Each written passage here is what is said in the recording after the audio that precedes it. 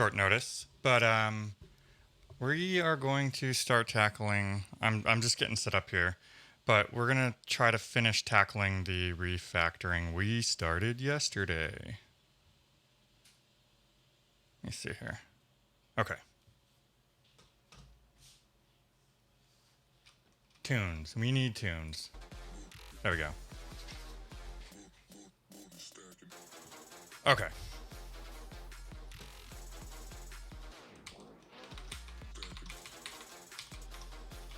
So I started doing I don't know what's going on with these errors here. There's like rogue errors that are kind of showing up here that if I reload, they go away. So I might turn those off. I forget, I think it was like Rockerboo who told me the command for it. I need to just set up a hotkey to show them and hide them. Intruder alert. An unauthorized connection has been detected. Welcome, Began and everybody. So that was short notice. I think I'm set up. I hope I'm set up. I've got most of everything scripted now where I can quickly do it. I do have good internet. I have 1 gig symmetrical internet here. So if I have internet problems, I'm going to be upset. So I think most of you were probably here yesterday. We're working on an RTMP switcher. I ended the stream in the middle of a refactor of all like the HTTP error handling and stuff like that. So that is that's what I'm kind of working on now, so that we can start productionalizing this. Dr. Dimmenberg, the bot is not running. We need the bot. All right, there you go. Let me make sure the bot is over here so that sounds work. Okay, sound should work too. You're good. I can't do Rust, but I very much like that t-shirt. Yeah, I'm kind of, it's kind of a blasphemy here. I'm wearing a Rust t-shirt and a Go hoodie.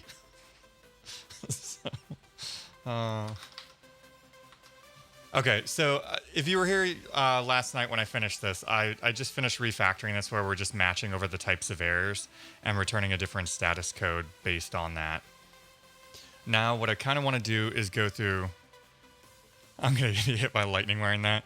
Yeah, and the irony is this thing that I'm building in Rust, I want to use for streaming for GopherCon itself, so that'll be kind of fun.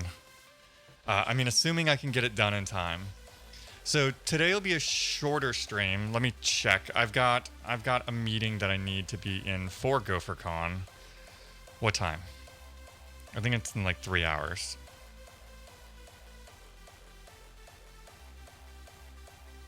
Wrong calendar. I have too many calendars. Yes, it is in 3 hours. So, perfect. Okay. Here we go.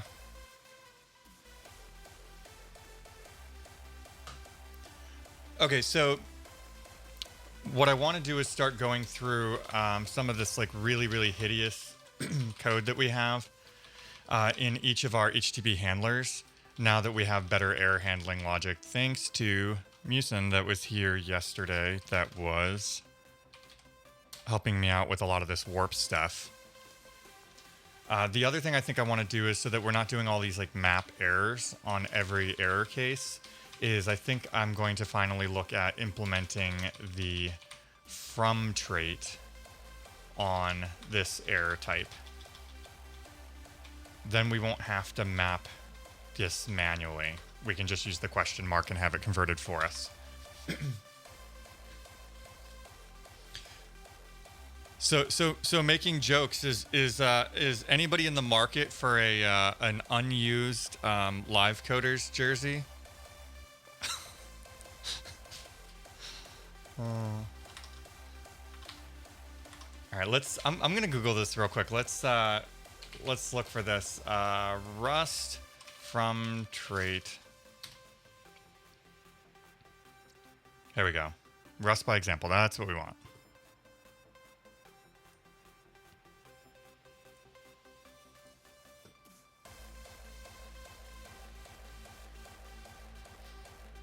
Okay, so I know we need to include that. Okay, so we impl from, it's a generic for that type. And then from, okay, yeah. So this is pretty straightforward. So we should be able to just come in here and we're going to implement the from trait. This is going to be a mixer error. And this is for error. Okay.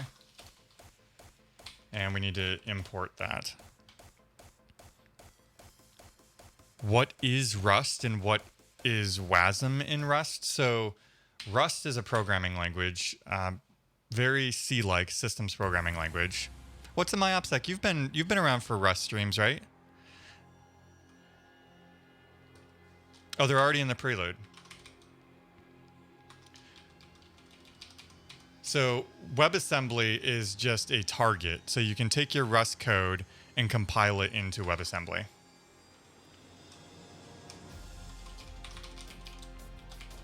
Why Rust? Okay, so I chose Rust specifically. It was a language I've been meaning to learn anyway. It's been on my list of things to learn. A lot of people are working with it. It's often compared to Go, which I'm very, very active in that community. So I really wanted to understand what the strengths were that people like about Rust. I tinker, you can't really see it back there because of all the color, but there's, you know, oscilloscopes and stuff back there. I tinker with electronics as a hobby. Well, I haven't in a while, but writing in C and C++, I wanted to use something different there. So Rust appealed to me. And then this project came up and I needed to use FFmpeg or GStreamer, both of which are written in C. I did not want to write in C or C++. So my options were to kind of use something like Rust or Go. C-Go is really expensive. It has some nuances. It didn't really appeal to me. And then the clincher was the fact that like the bindings were almost non-existent or really like abandoned for both of those projects. And I didn't want to have to maintain my own bindings. And Rust had really, really good bindings for GStreamer, written by people who work on the core team for GStreamer. So it sort of seemed to fall in place. But, you know, after using Rust, there are a lot of things I want to use Rust for. Westar, thanks so much for the follow. There's a lot of things that I'm going to use Rust for going forward, but I also feel like there's a few areas where I'm probably still going to use Go. Like right now, writing an API server in Rust seems really, really time consuming. And I'm hoping a lot of that's just, you know, me bumping into things that in Rust that I'm not as proficient at. But if it's always this way, then I can obviously do like a quick API server much faster in Go. Okay, so we need to convert this to an error. And this is just a mixer. Then we should be able to just do this. Ambiguous associated type. Ambiguous associated type. What does that mean? Help use a fully qualified.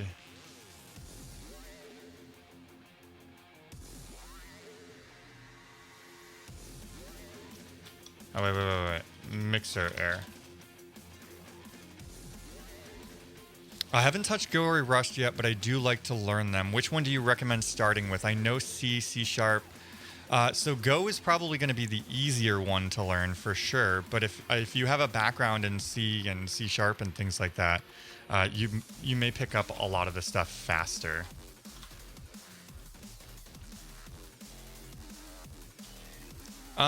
Yeah, Go isn't technically object-oriented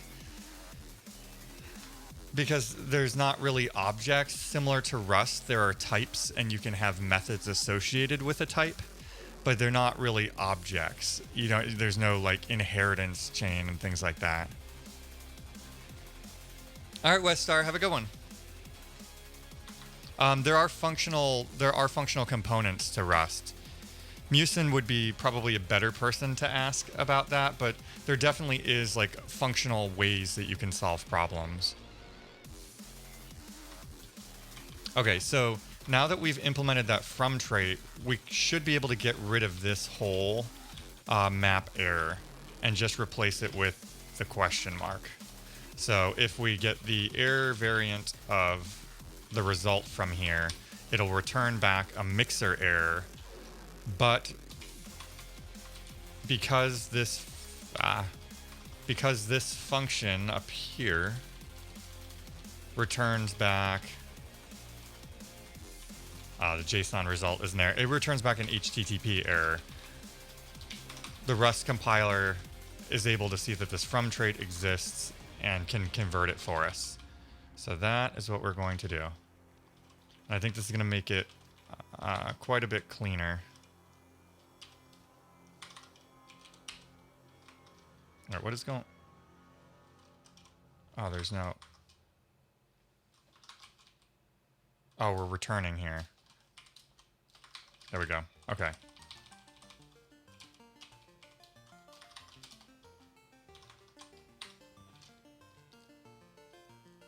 Generics in Go yet? They're working on something called templates. I haven't caught up with like where things are at yet, but I expect that there'll probably be a bunch of announcements about that at GopherCon next month. You can do functional programming in it, but it's nothing like a Lisp or some purely functional language like Haskell. Purity isn't the goal, nor is it. Okay. So I like this. Now we need to go through and implement this everywhere.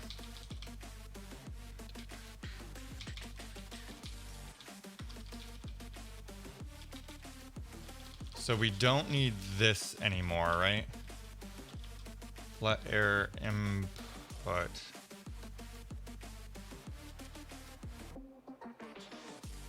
Wait a second.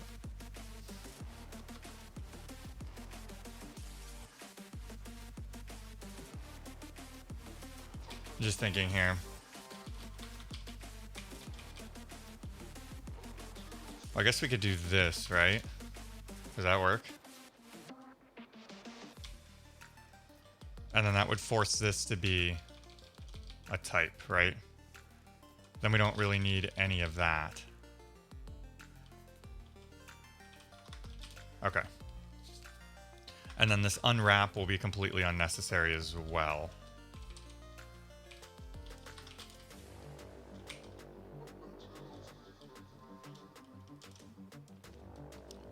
Conflicting implementation for HTTP error. Wait, what? What is this? Mod line 26.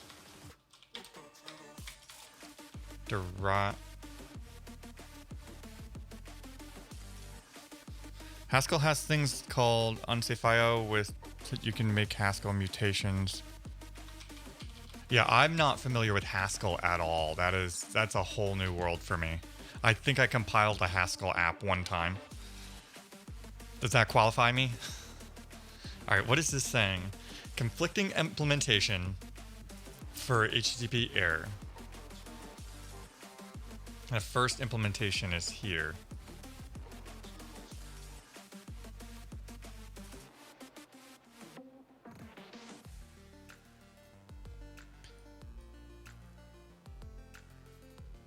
Is that because this derive trait is implementing a from here? Is it this error that's doing that for us because of this? Ah, yes. That reads like you have a... So then we shouldn't need that, right? But then we can't convert from HTTP error.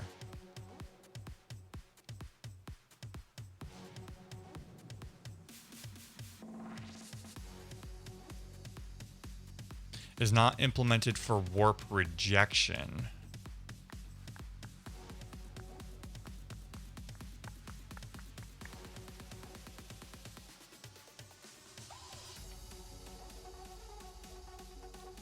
So we can't implement it here, right? So in order to implement a trait, we either need...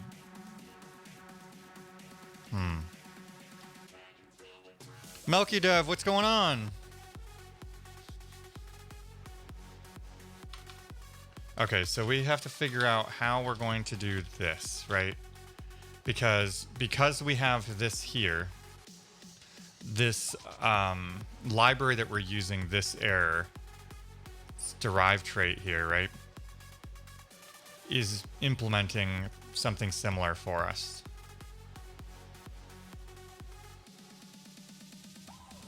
To make a warp rejection, you have to use warp reject custom your type. And hold on. So we implemented that, right? That's in our error. Right. Okay. So that means here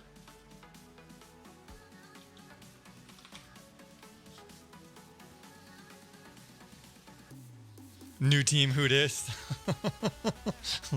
No team who dis. Okay, so we have that in our error trait. Or we have that in this error method anyway. So does that mean we really need to... So we're going to have to handle the error side of this.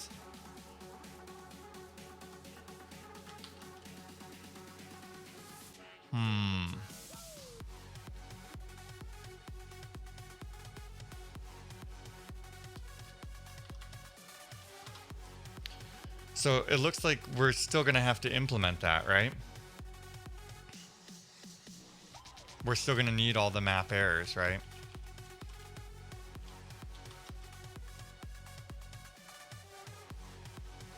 There's got to be a cleaner way to do this.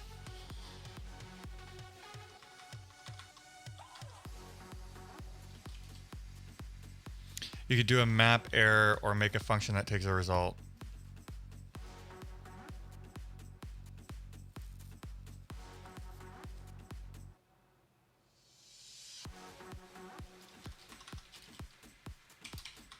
Well, then can't we just implement a from here?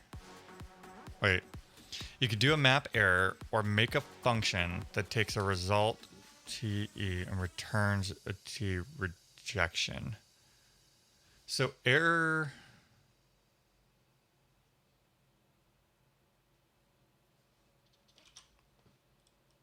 Let's see.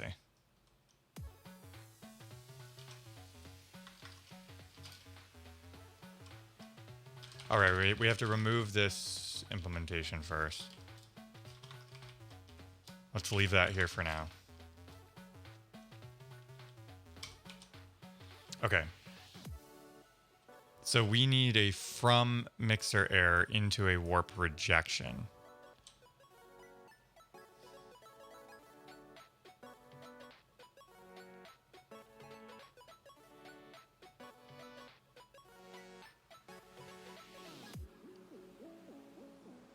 Something like function mymap error.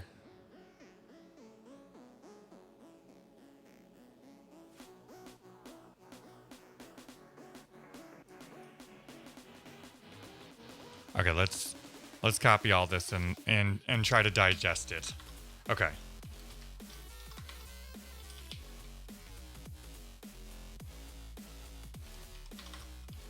Okay. So this function, what are you doing? Okay, so this is going to take in a result with some type and error, and then it's going to return back. Okay, it's just going to take the result, map the error to a warp reject custom.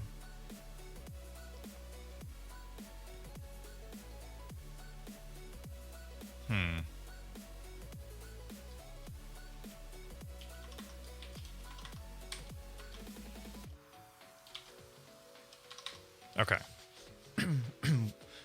What's the T in the signature? Those are generics. Someone finds you interesting, sir. One thanks so much for the follow.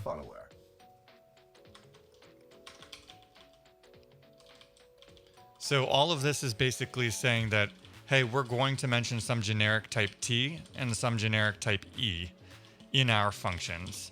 So here we're saying that result is going to have generic type T and generic type E here. And then when we say it on the other side, the compiler knows that the type for this T is the same as the type for this T. And this is basically letting the compiler know that there's going to be generic types here. We don't know what they are yet. Don't you just want an into rejection and use everywhere? Yeah, that's sort of what I'm looking for. Neragira is the converting it into a rejection. You can probably do that, but rejection requires a T reject because it doesn't have a public new. I'm not sure what that means.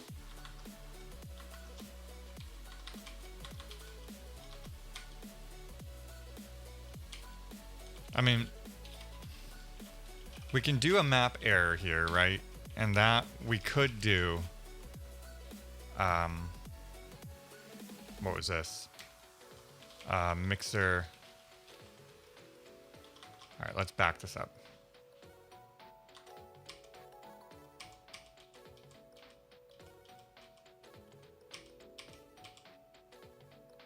Okay. I think this is what we had before. Let's comment this out too. We will try not to forget about it. So, okay.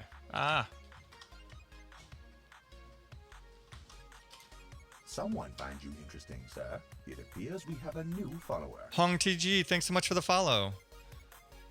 Can the trait bound leak from the OK type of the result into error handling code? I feel like it shouldn't. If you're going to use a single wrapped error type bad request, then yeah, the from is fine.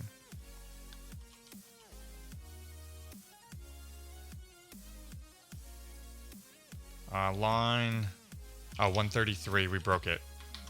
That's right. This needs to be okay. Okay, so this is the working code that we had to start with, I think. Yes, okay. So we have here where we're converting our HTTP error into, or we're converting a mixer error that's being returned back from these create calls.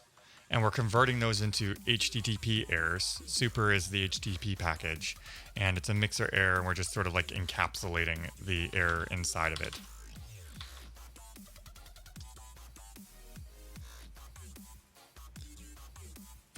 The problem is that if you want to add more than one custom error, then from is a no-go because you wouldn't be able to say which T reject to use. I think I may be really confused what you guys are talking about. I think I gather you're sort of referencing the fact that we have this one bad request error type here.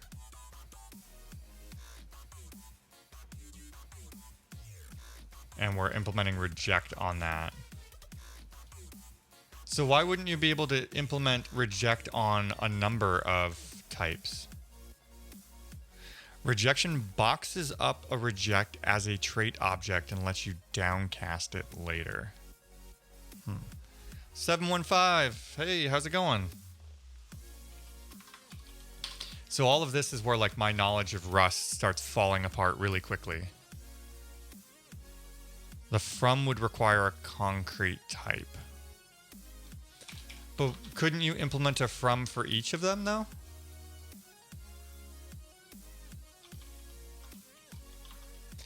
And that's sort of what we're doing now, right? Is there's like one HTTP error type. And I'm just sort of like encapsulating errors here. And what I ended up doing here is whatever they spit out as their string representation is what's going to go in the body of the document. And then I've just done some matching on the specific errors to determine what the response code will be.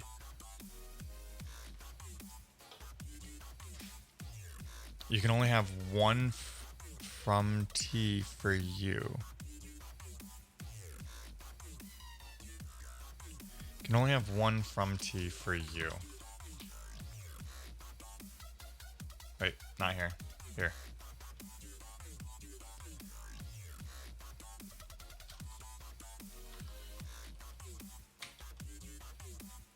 So impl from HTTP for rejection would only be allowed one definition, right? Which is the error we're currently experiencing, right? Is because we're trying to implement it here, but it's already implemented because this error, this macro here, this annotation, ends up implementing it for us because of this, right? So, but we could also get around that, right? If we remove this, right? Wouldn't this also be the same thing?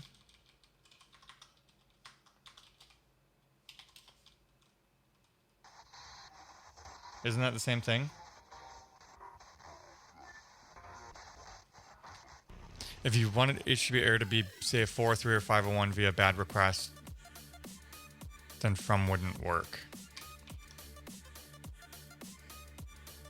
Help remove closure as shown, error mixer.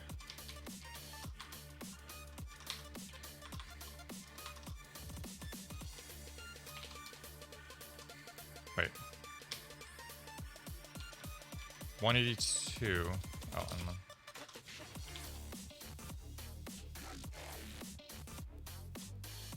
redundant closure.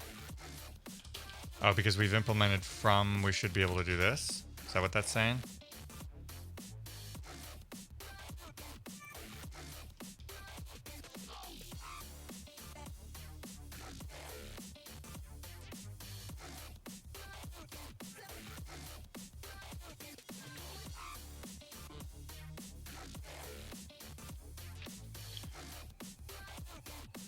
Because the HTTP error could only go into rejection via one of those types. So the question about design is, what do you want from your error response body?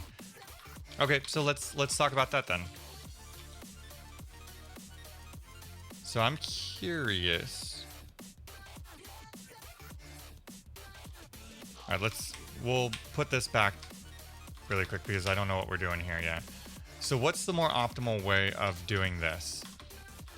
Do we use our own from here, or do we use the one that's implemented by this error? So all I'm looking for out of the response body is to be able to just return a string error message and to set the status code. And currently, we're just leveraging the format method to take whatever error that is and what we've used here in our annotations to generate the string error message to do that. And then I'm just matching on the individual error types to tell it what the actual status code should be. So I think that one rejection type should be okay, right?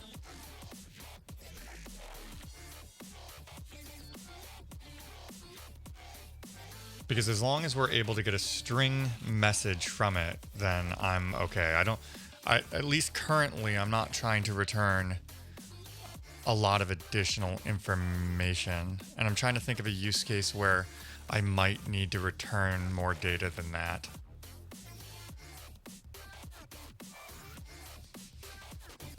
Yeah, I'm not sure I can think of one. Yeah, so you can just throw a status code on bad request. Maybe change its name to be more obvious in the singular form of. So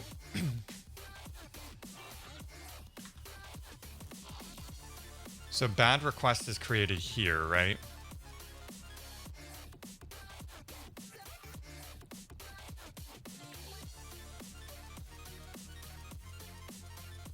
Well, I mean, we'd be doing the same match here too, right? I guess it's just depending on which function you want to run it in, right? So we could either do the match here at the point at which we're returning the response, which is what I'm doing now. Just grabbing the error out of it. Or we could do it here and set a status code up here on the bad request object.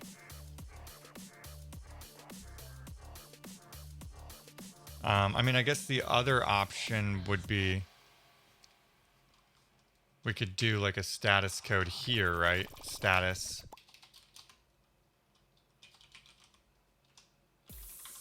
And then when we call the error function, we could say, here's the status code.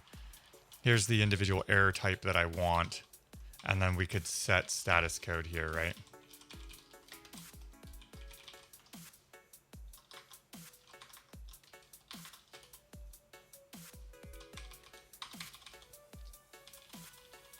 And then we do the same thing here, right? So if we did that, then we now allow the wherever error is called to supply the status code. So the question is, which one's a bit more idiomatic, right? This is kind of cool though too, because this allows me to find error variants that we have not handled.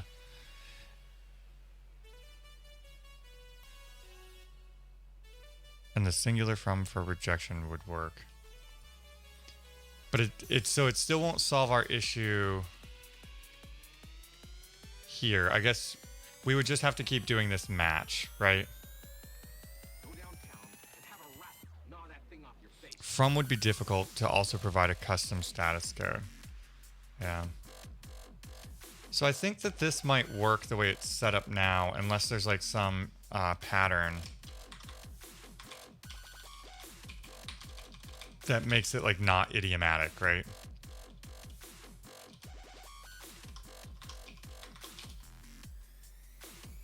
Good day to you, madam.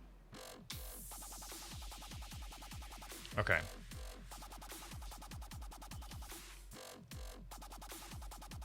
How do we have a bunch more? Oh, okay, so these are all...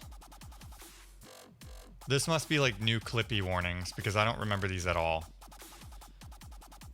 So we will go through and fix all these momentarily. The one thing I want to try and figure out, because I want to repeat this pattern, is throughout all of the HTTP logic, is I want to figure out how to better do this, right?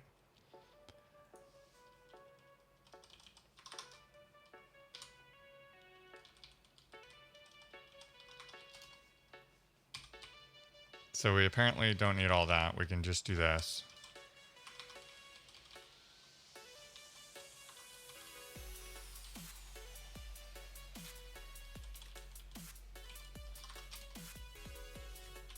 And same thing here. Okay. Well, I mean, this part doesn't bother me as much. I really like to like use question mark like when I can, which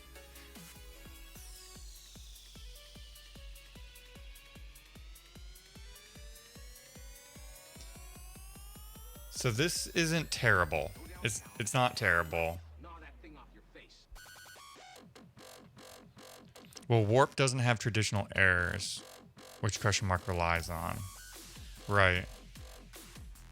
Well, but when we return, well, no, because here we're checking if there is an error, right? So here, I guess we would need to do this, right? Return error, right? Good day to you, madam.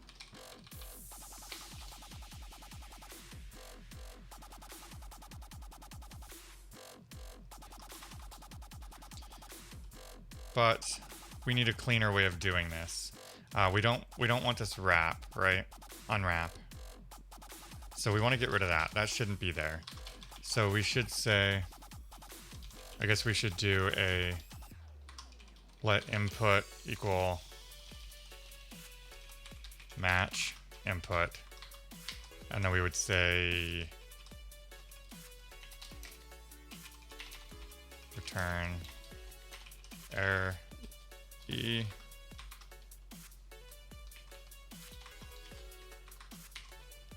And then I guess, wait,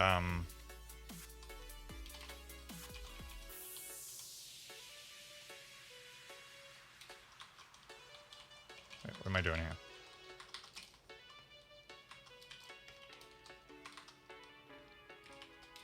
No. Okay.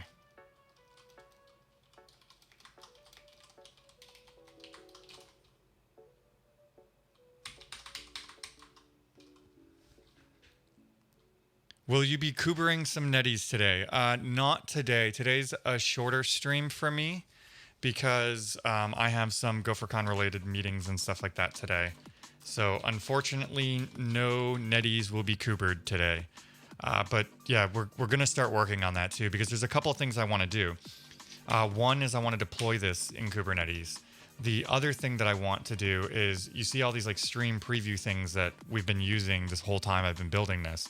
We want to be able to deploy those, and maybe even through creating our own controller, so that we can represent these streams as their own objects in Kubernetes, and then have Kubernetes manage starting them and stopping them and things like that. So yes, we will definitely Kuber some Netties, just not this stream. If let also has an else branch. Oh, interesting. I didn't realize you could do else there too. So what's the more idiomatic thing to do? Is that to do a match like this, or is that to do an if let?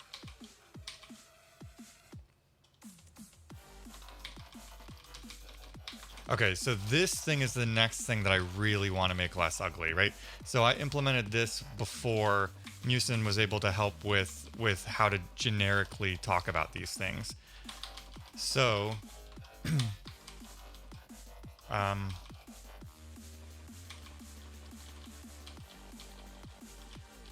well, I guess we have a response, right?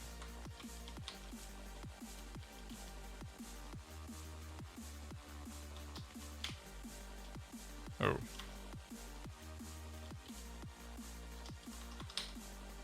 Where did we find this?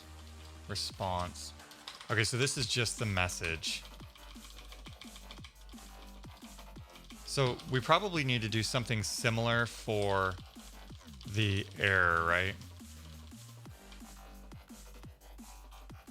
So where's our recover function? Okay, so here we're trying to do this. I think really though what we need to do is we need to turn this into a response.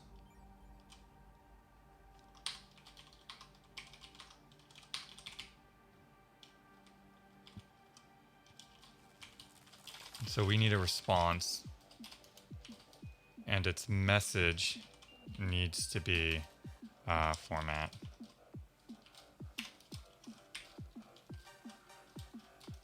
I missed that before. Am I missing one?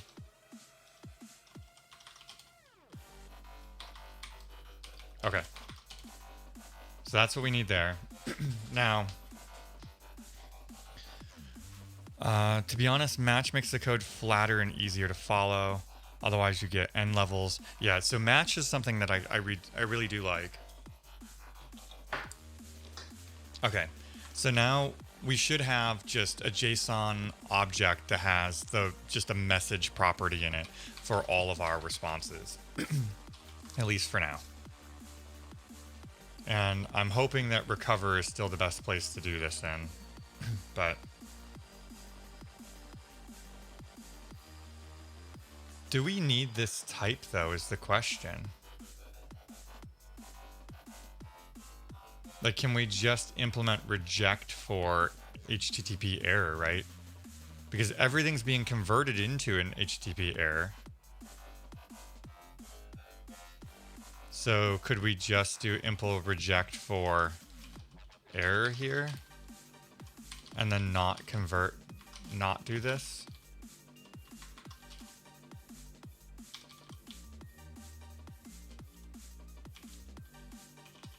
Like, does that work? And if it doesn't, why not? Okay. So then this would just be some error, right?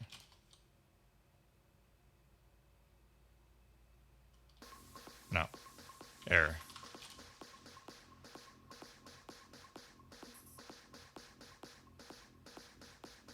Okay, perfect. So we don't really need that extra type. So let's move this up. And then, oh, we still have this here. Do we need that here? Because we should be able to just do, was it from? And now this will give us the duplicate error. but we should be able to remove all this, I think. Then just find that error type. Okay, yeah, there we go. Slowly cleaning things up. Okay, so now we have this response type. What did our OK method do? Our OK method is just taking whatever our item is.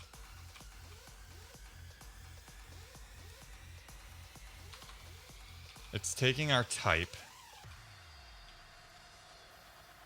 and setting the status code to OK, and then returning with whatever the JSON is of that.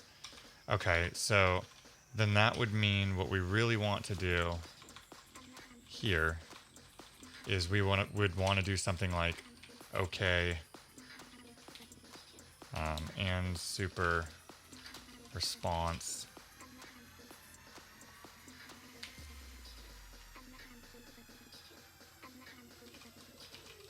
Right, and then we would say input created.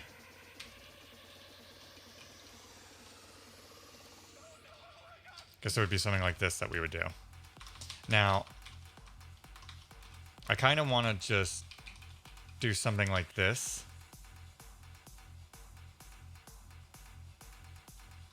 Because, so in a normal thing, if we're returning back like some type that we want to serialize to JSON, we would actually be returning that object. But in this case, what we're really trying to do is just return a complete message. I would do if let some error equals error. If let some error find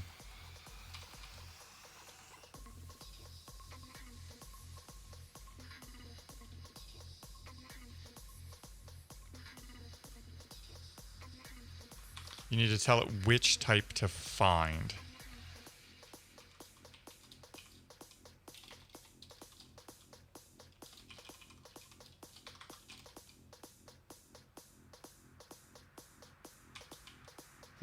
So I haven't, find is one I haven't used before, but. So I'm kind of. Oh, it's part of the rejection API. I need to learn more about that. See, and this is one of the things that we were talking about, like kind of with like Go versus Rust, is doing the API server stuff is actually kind of really confusing. It's amazing how much of the Rust programming language you really have to have your head wrapped around for at least the warp to make sense, right? Maybe there are other HTTP libraries that make a lot more sense than this. But for me, this one is like, although I will say it has been nice because with the help of people in chat, it has made me learn more about Rust itself. So I think I want to build something like this. Input created.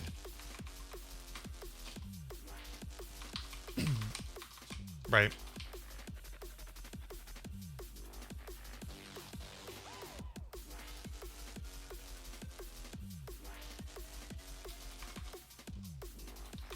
So we should be able to just do something like this, right? No, because we don't even need that. Where T is something that's serializable. Well, a string should be serializable, right?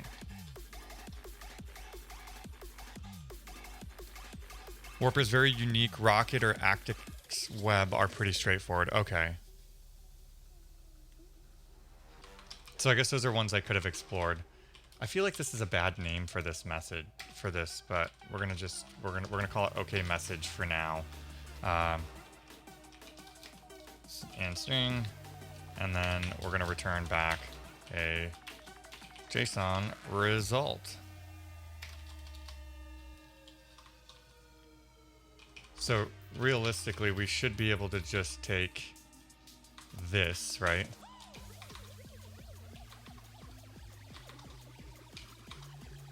And do the same thing, right?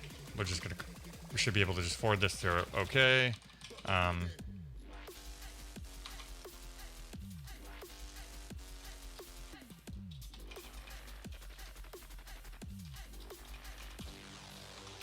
Okay, will that work?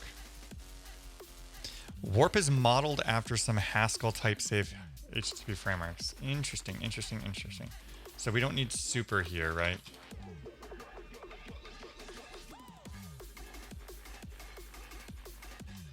Okay, so this is probably just yelling at us for this. Okay.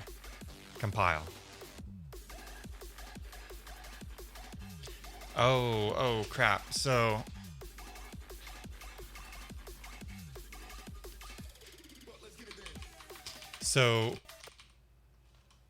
we did have status codes.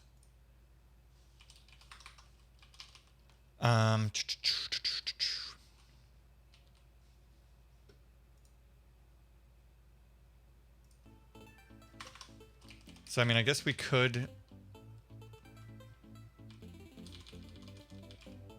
also do that here, right? Status code, and then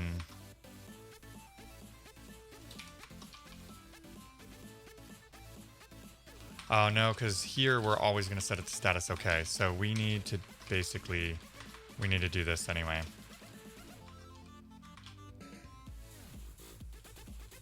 Ah.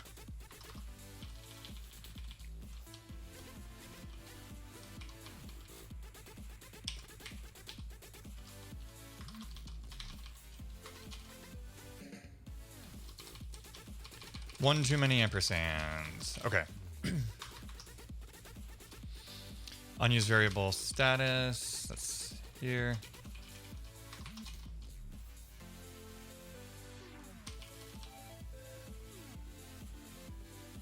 I want a better name for this function.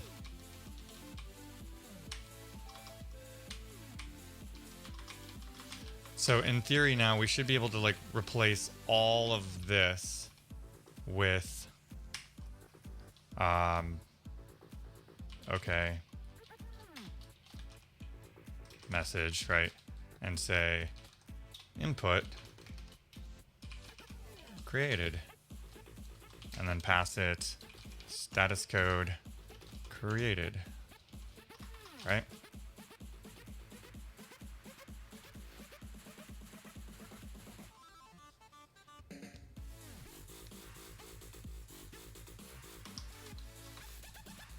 Like it.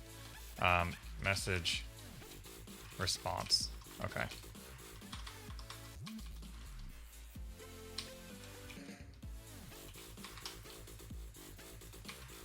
Not found. Okay, message. Well, that's because we just named it. Message response. We have probably not pulled it in. Cannot find function. Yep. So where are we pulling in? Okay, up here. We need message response. And we're going to use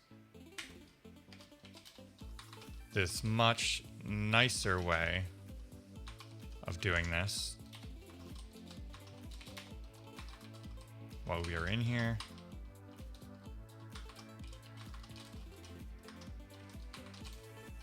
Okay. Suppose we could have pulled Mixer up in there too. That would have been fine. Okay. No message response in HTTP. Help. A similar name exists in messaged.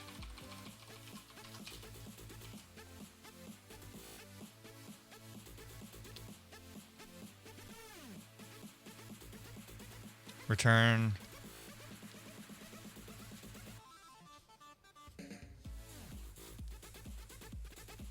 Oh, that's true too. So we could do like a from there and pass in a string.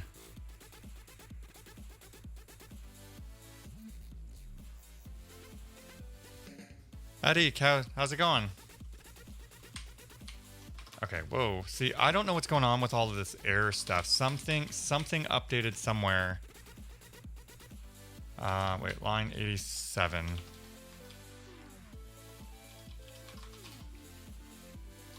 So today is all about code cleanup. How do we make this look better? You probably got a lot of this, but what's your opinion on Rust compared to Go? I think it really depends on what you're building with it. So there are things that I really like about Rust. I really like generics. I love match. I love the patterns of using Someone enum find you interesting, sir. It as appears we have a new responses. follower. Danny, thanks so much for the follow. So yeah, I love the pattern of like the result and option types that are returned, and match arms and making sure you cover all of those things. I love the fact that you can put things in enum variants.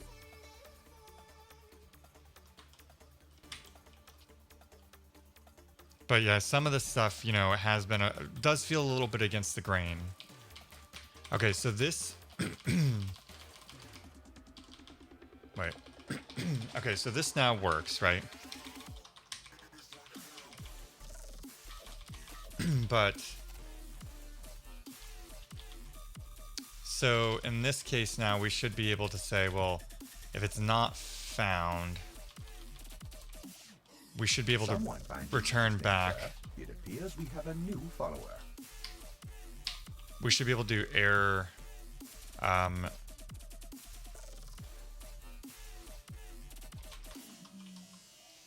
I guess it would be a. Well, no. I guess if this is the case, we shouldn't even need to match on the error, right? We should just be able to say, hey, error E, right? Adi, thanks so much for the follow. But yeah, each language is kind of unique in its own thing. Like, I can do stuff some really quickly and Go, but Rust, there's also a lot of things that I like about it too. There's no runtime.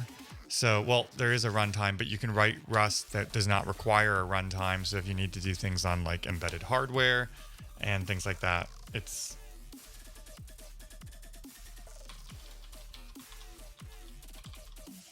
I do the error handling. I know everybody talks a lot about, you know, the lack of generics in Go, which has been problematic for me in the past. A little bit of code generation and things like that goes a long way. And in fact, right, Rust's monomorphism is kind of doing that for you, right? It's just code generation. So at least my understanding of it anyway. So, you know, I've worked around that. So I bump up against that a little bit. The error handling and being able to, you know, like here, how easily it is that we can actually just match on these different error types and then do something different is so nice. And Go, you know, you're effectively, you can return back custom error types and things like that, but it's much harder to kind of do that. Most people are just returning back errors that are strings, and then people end up comparing on string values. And okay, so all right, so things are cleaning up a little bit. Let's see, what do we got now?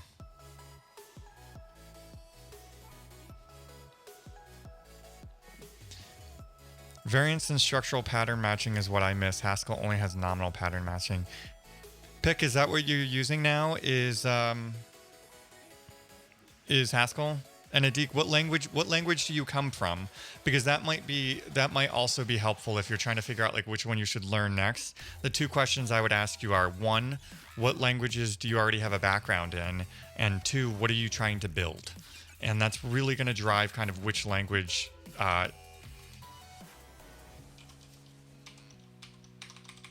will be more seamless for you to pick up. Okay. So this is cleaning up much better. Okay, so same thing here. We should be able to now just say, so we've got this ugly unwrap there. So what we are going to do now is we are going to we're going to match on this. And we are going to say if it is okay,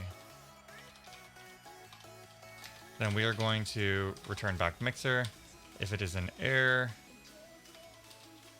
then we are going to return the error. And then we can get rid of this whole thing. And then we don't need this unwrap here anymore. Match is really neat when you start to get into nested pattern matching. Yeah, so that's also another question. What's too many levels of nesting in match statements? Okay, expected enum standard option, found enum standard result. Oh, wait, because that's... so this is actually sum, and this is none. It returns back an option. So here we're going to return back an error, except we are going to return back error not found. Okay. Then we can do the same exact thing here, right? So we're going to match on this. We no longer need all of this. Oops.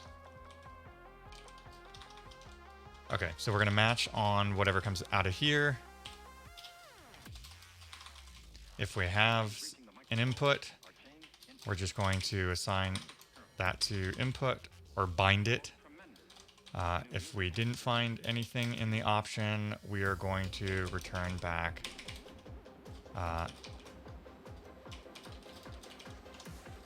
and so here we probably really want, does this matter? Do we need to differentiate between which thing was not found, right?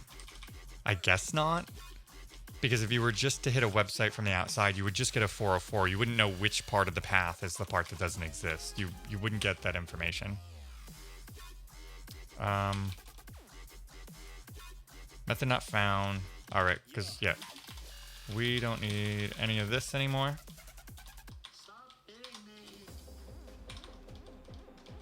And then we don't need that unwrap anymore. Let's see. And rebindings and pattern guards, yeah.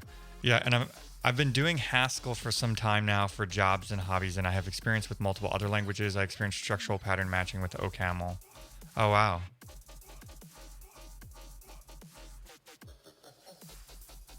At for the first time. What is the at symbol used for? Pick. I'm really interested in seeing what the Rust community will do with the nested pattern matching. Our most common solution to Haskell is monad transformer, but I still don't even think I fully understand what a monad is. I have not used... Why is... So there's something going on with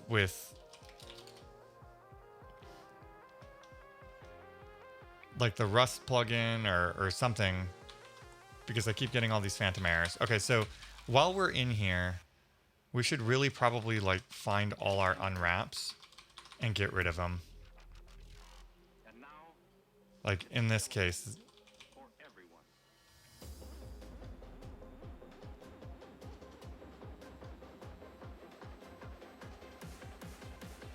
Okay, we'll finish this first, and then we'll search for unwraps. Okay, so here this could be an option. So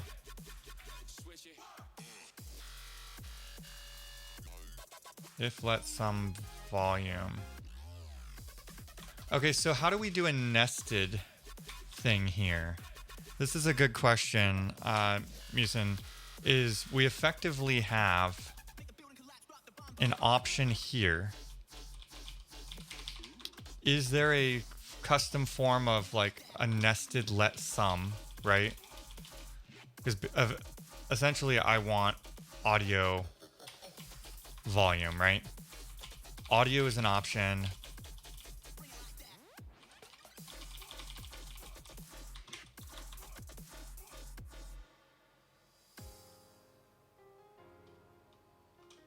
Sweet. Okay, that's exactly what I wanted to know. So if I say if let some volume,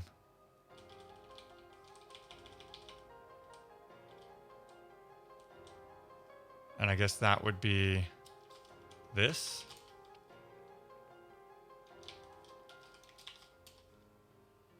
Is that right? No. Expected struct mixer audio config found.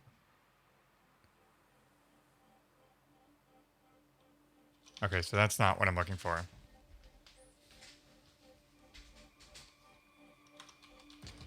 So some would be on the first thing.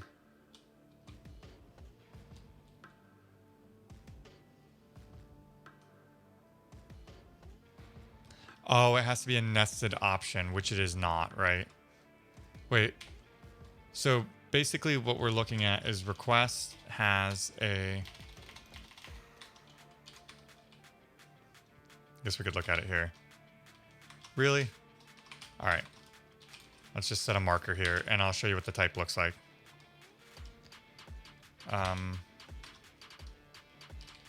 Update request. Okay.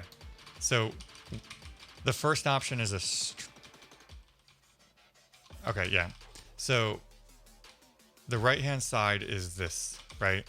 And then the property is an option, but it holds a struct which has an option.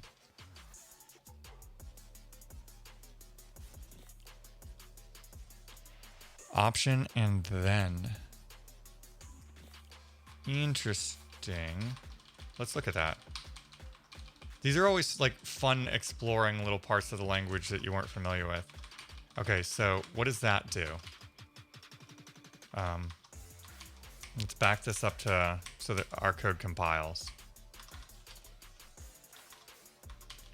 So we're saying request.audio.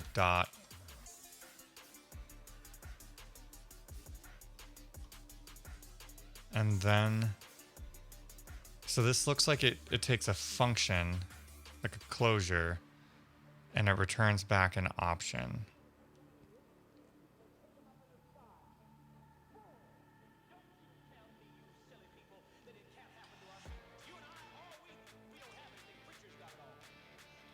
So I would basically do, so request as ref.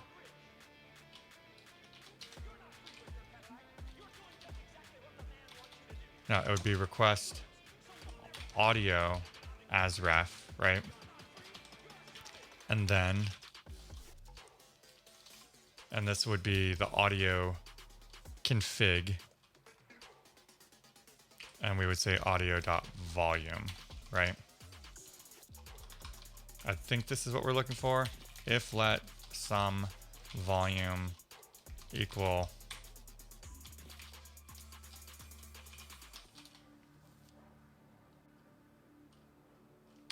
awesome. Okay.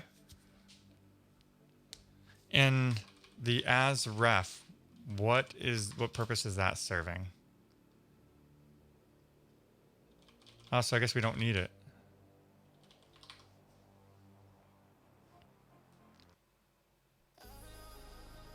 So I guess we would do the same thing here, right?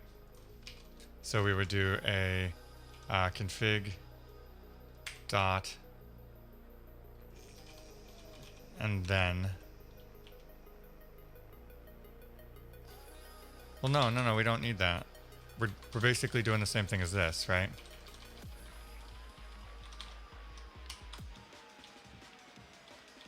Right, it'd be z order request dot video and then video z order, right? We can get rid of that.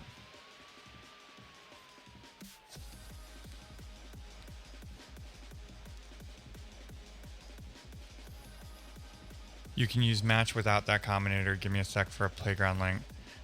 So you don't move. Oh, I got you. So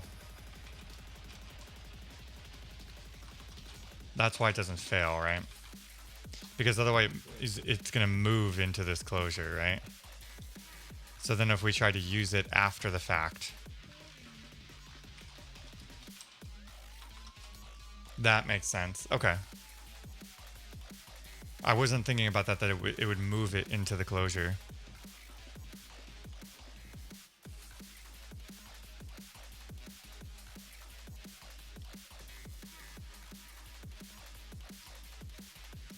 What do we got? All right, so we have struct foo, struct bar. Okay.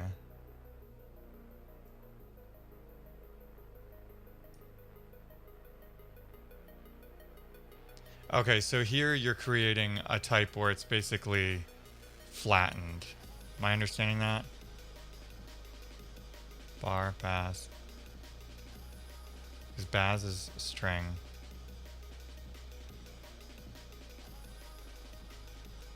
Okay, so here you're just setting it. Match A. Oh, okay, so you can match kind of all the way down. Yeah, so you're basically saying here that we could do a match on request.video, and we could say some v, right?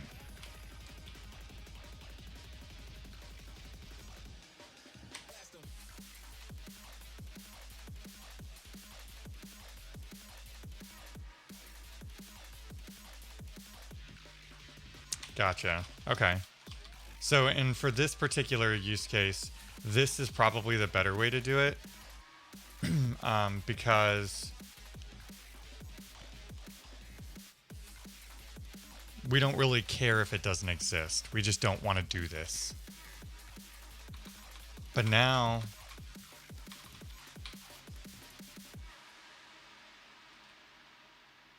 we should be able to just say,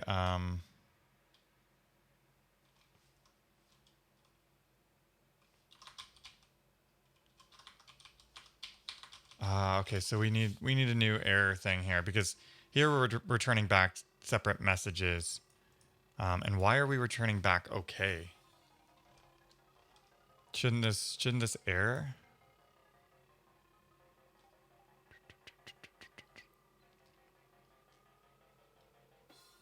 This should error.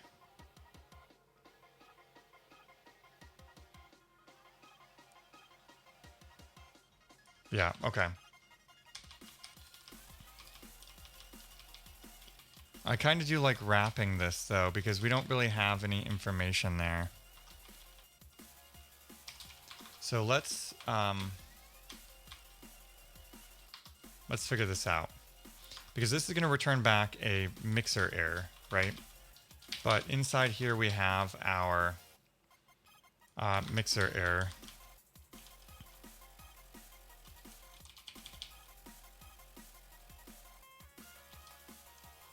Can I add additional fields to this? Because what I'd really like to do is I want to be able to supply what this was. I can use the structure. So, but that from wouldn't work, right?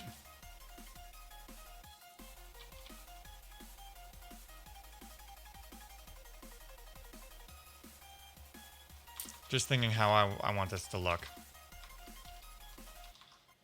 Because ideally I probably want to do something similar like this, right?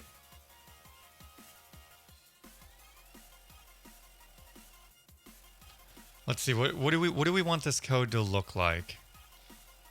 Let's start there. So I think ideally I want, you know, set volume failed, right? So I could right now, if I wanted to, just say, let's comment out all of this. I need to put in my automatic comment plugin again. So we could, if we wanted to, already use our message response, and we could just do that, right? Status code, I don't know, internal server error, right? So this would be perfectly valid. We could say, you know, set volume failed, right?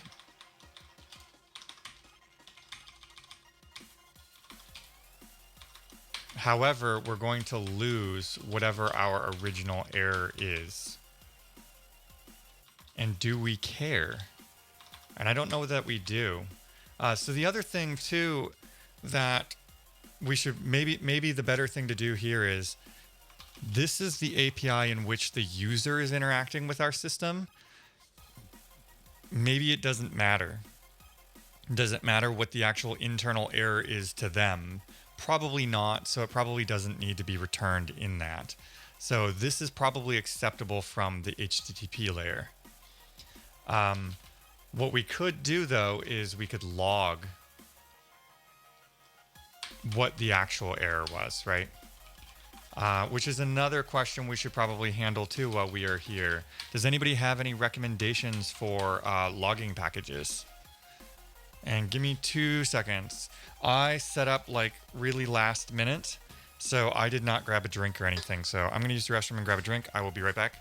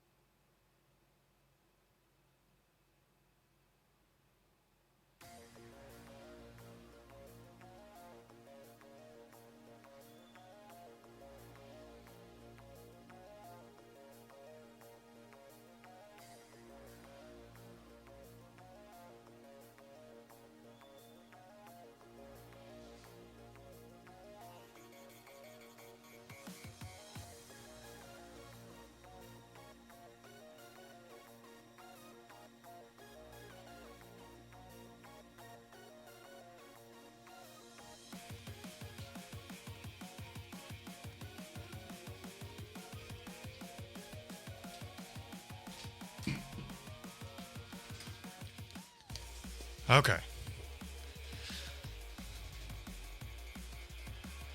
There are 2 crates you can choose from, log and tracing, and then there's a bunch of implementations that hook into those. Log is the old textural style. Tracing is a new structural logging crate, which lets you mark specific regions and spans and have non-line based output. Okay, so maybe we should look at those. So I sort of have what I need to follow through for doing this. So let's... Kings Rocky, how's it going, man? Tracing can use log via 1 if it's subscribers. The other one that I saw was Rust. What's it called? slog? Yeah. So this is one that I was looking at as well. It's a non-global logger. Yeah, and so I like the idea of the structured logging. One of the things that I thought was cool was like the terminal output for it. But yeah, exactly, Musin. That was the thing I was looking at, was how in the hell am I going to organize this so that I can pass that logger around? And plus I sort of have this like commingling of log data, because if I kick up the GStreamer log level, there's going to be those logs in there too, right? So, yeah. Okay, I would much rather do log that way. I don't think we need multiple loggers. I mean, in theory, you could have one on the HTTP side and one in the mixers, right? That would be possible. But maybe, you know, maybe we'll get there later. So for now, Rust log, what do we have?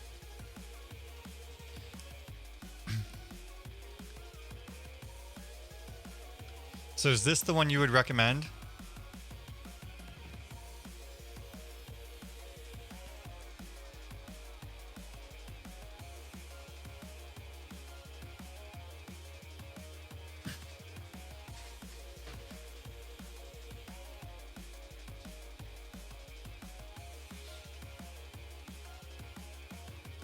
Need something like mlogger. Okay, so simple configured the environment variables which writes to stand out for use with logging. Okay, oh, gotcha. So log is the API, mlogger is the implementation. Okay.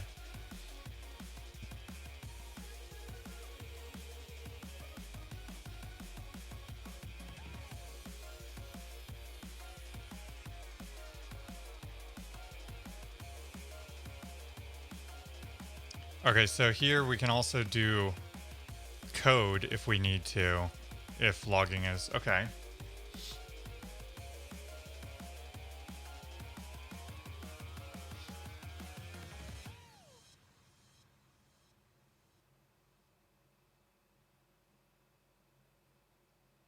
Okay, so it already gives you like filtering and things too.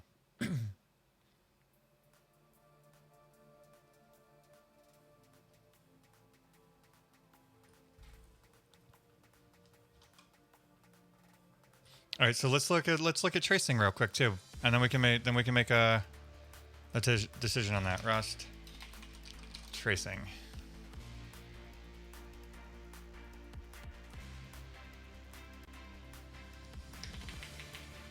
Okay. Tracing is a framework for instrumenting Rust programs to collect structured event-based diagnostic information.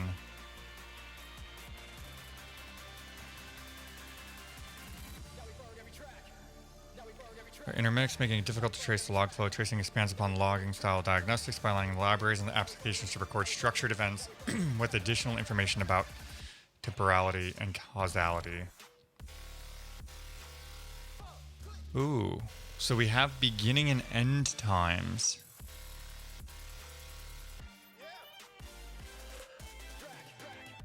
Okay, so maybe this is what we want, right? Because just due to the nature of all of this, we actually could have lots of log messages in different threads, both created from GStreamer, created from our HTTP API, right? Because each request is going to end up on its own.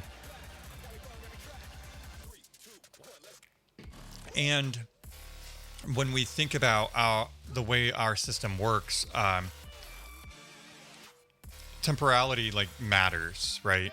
Because all of this, we're talking about something that is very time-based. So I think we do need to understand the order in which things happened. So, okay. So here, we're going to create a span at what, the beginning of a function? Do we need to create a span for everything?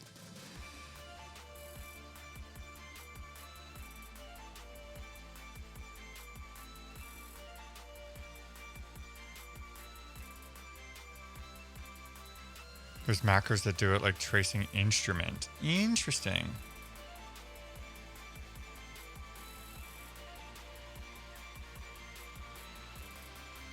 Okay.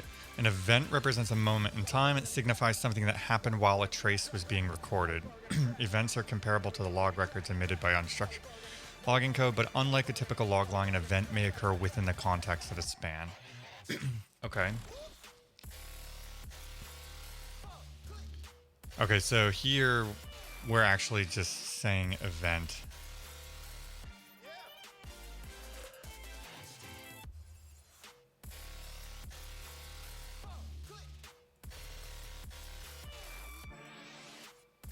Okay, so we can record events outside of a span context if we want.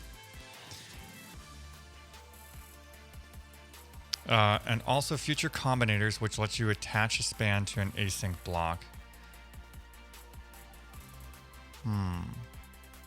Yeah, so, and one of the things too that would be interesting is whether this like implements, whether we could use this to collect performance metrics and things like that too. Hey, Crimson Emperor, how's it going?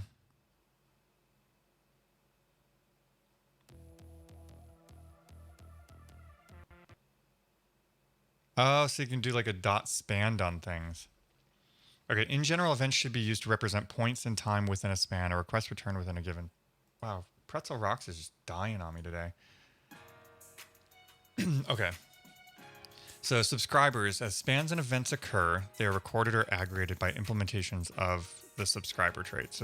Subscribers are notified when an event takes place and when a span is entered or exit.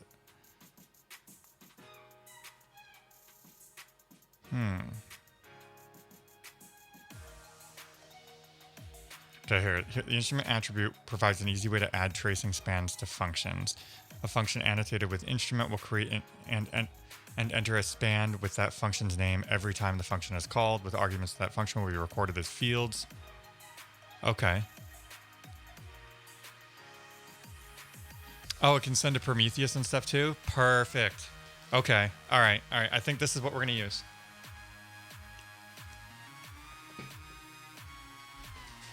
So it looks like we might actually, I was thinking this project obviously has a very good use case for me, both in my day job and in, doing conference organizing.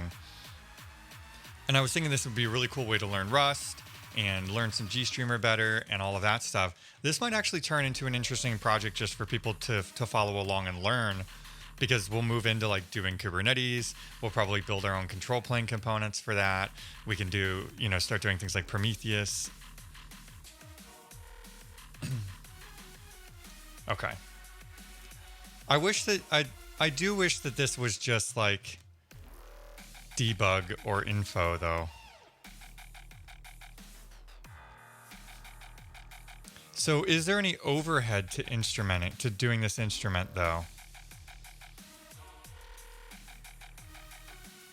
Because is it tracking the time that's occurring here, or is it just using, is it just capturing things for the structured logging?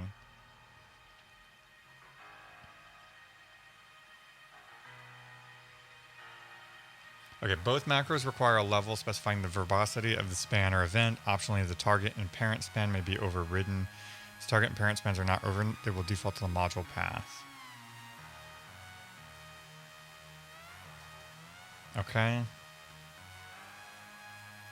So here we just pass in fields. Okay.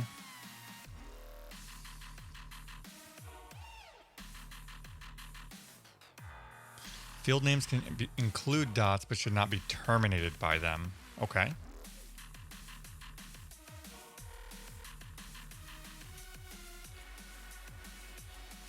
This is a shorthand that specifies a field should be recorded using its format debug implementation.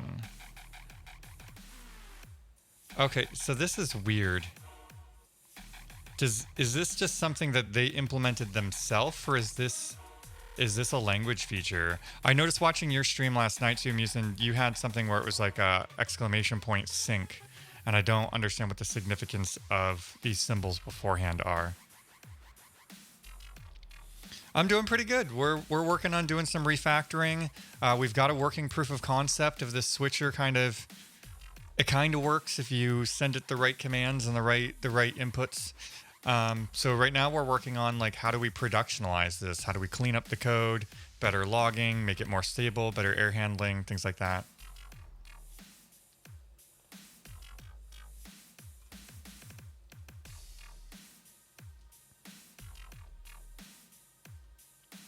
What is this? Additionally, a span may declare fields with special value empty, which indicates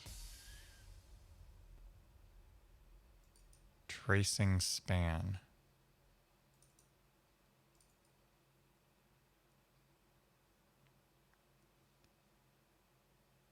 So in this particular case, it's creating a span just for this call.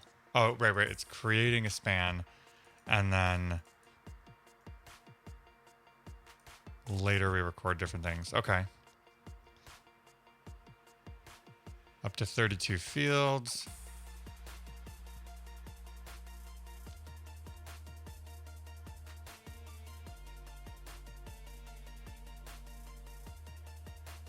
Oh, there's a shorthand macro. Percent will use the display representation. Okay.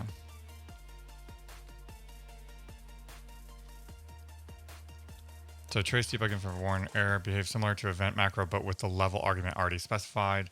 all the corresponding trace span, debug span info.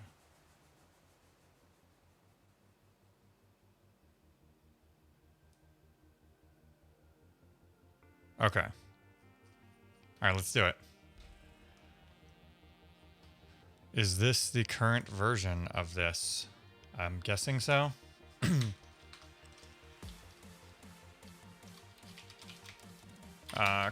Cargo. Tommel. All right.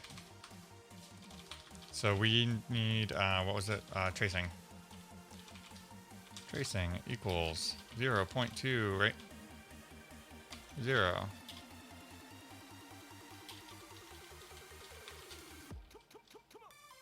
So this is like very, very early on. Fail to select a version.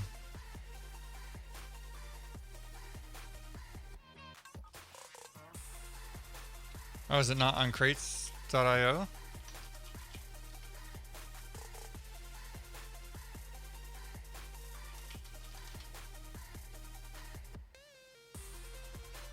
Oh, interesting.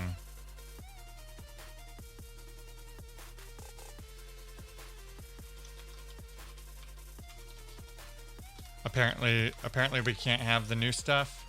Wait, was it 0.1?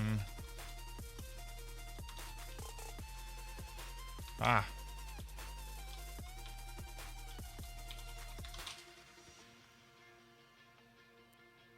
Zero dot 2 is 0.1 is a stable release, 2 is pre-release. Okay.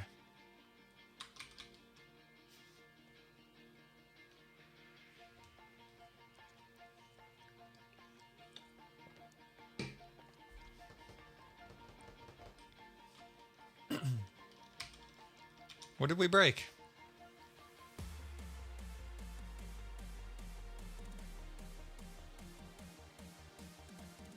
We broke something. All right, 170. We can't find video config. Oh, right. That's just because we haven't copied all of this over, right? So really, we can fix that by just doing this and saying the order with, right?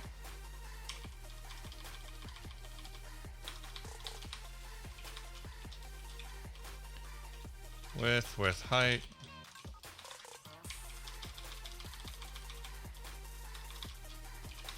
I mean, we still have to fix all of the way we're doing the error handling, but wait, this is X position. Substitute height with X position.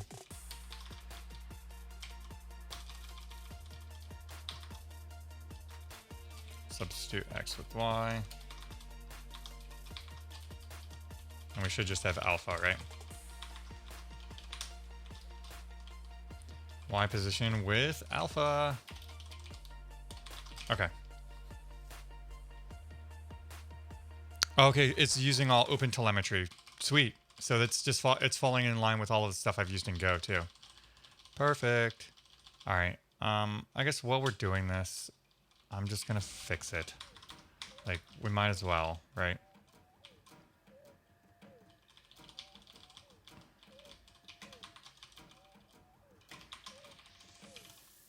Z order.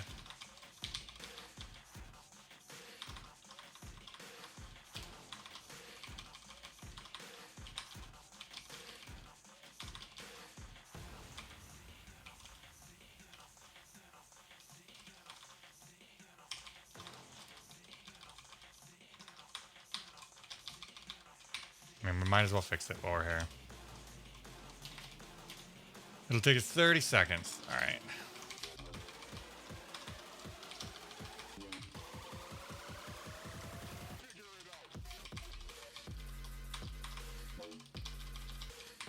There we go. This is starting to clean up a lot better. Up.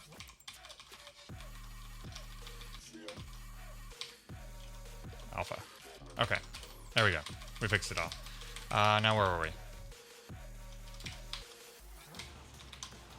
Oh, right. Okay, we were doing our logging. Okay. So we now have tracing installed. So what do we want to trace?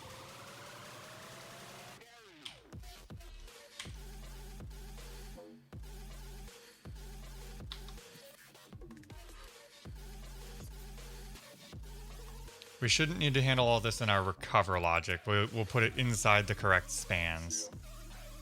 So, I don't know.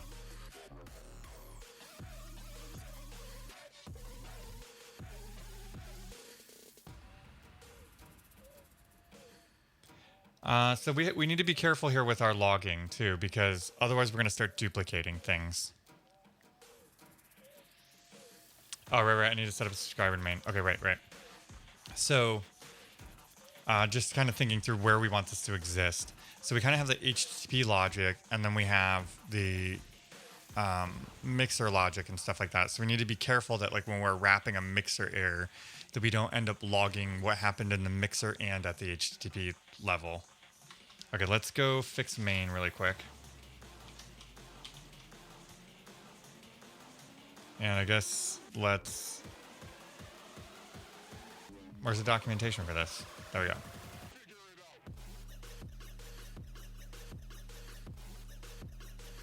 There we go. Okay. So we need to make sure we set this up. Alright, so tracing.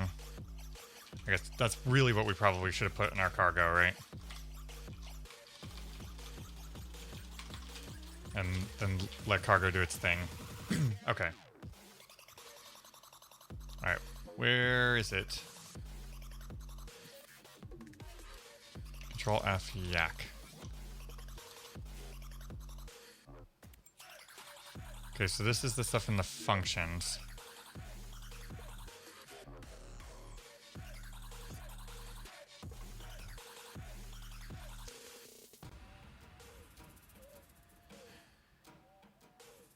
Okay, so this is our example for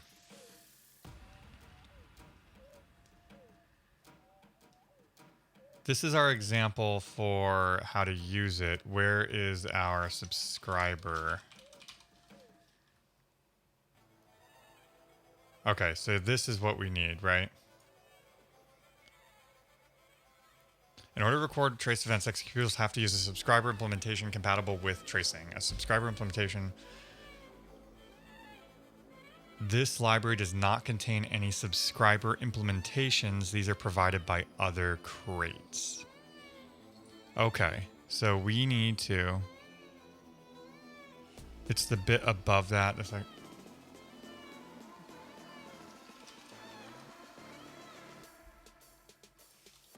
Wait, what is this? Oh, these are like related crates. Where's Yak? Section before that. Yeah, I don't see... Oh, it linked us to the related crates. Alright.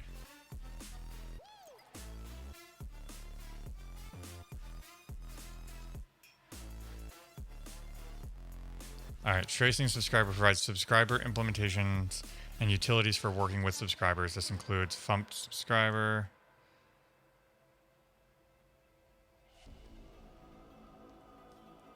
Okay, so here's our open telemetry one.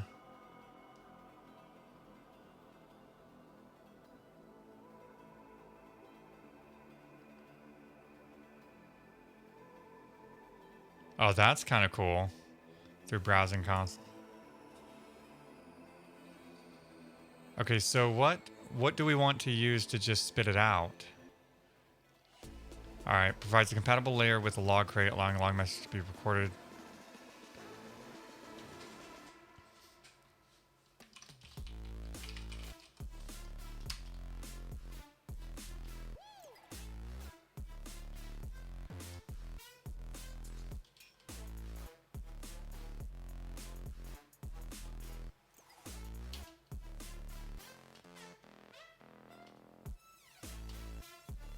I'm not sure what... Tracing subscriber is the standard out, standard error one. Okay. I wish it would have said that. Or did it say that? It just says that it implements them. Okay. So I guess we need to pull this in, right?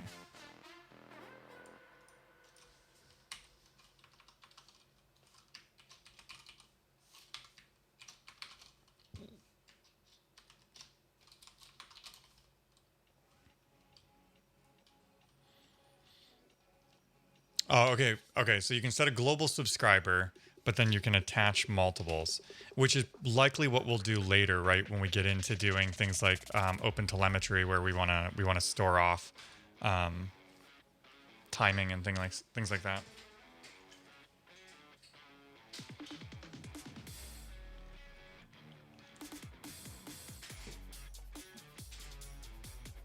Okay. So now we have all of this installed. Now let's go into main, and we have to figure out how to set this up now.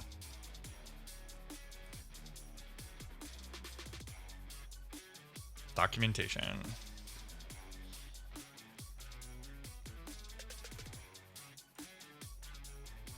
Okay, so these are feature flags. Right now we're not worried about like environment variable stuff.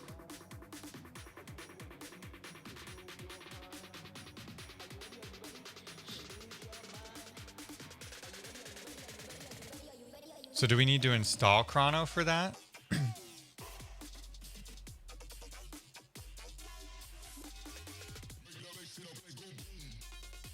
Okay.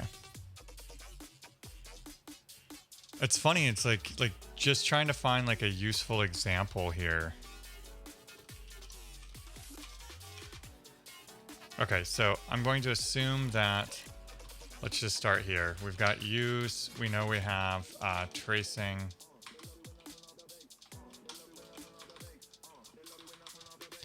That lets you disable parts of it for stuff you don't want for smaller binaries, build times, tracing subscriber. Well, I need to use tracing subscriber, right? And then in main, we can do tracing subscriber, bumped, init. And then before you run your program, log. Okay. Is there a default log level? Okay. So that should give us that. So I don't know.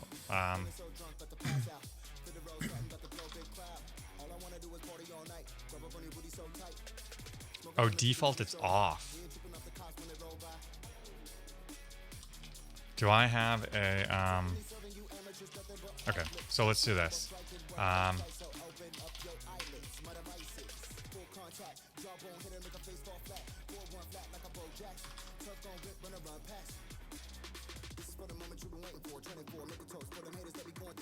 Okay.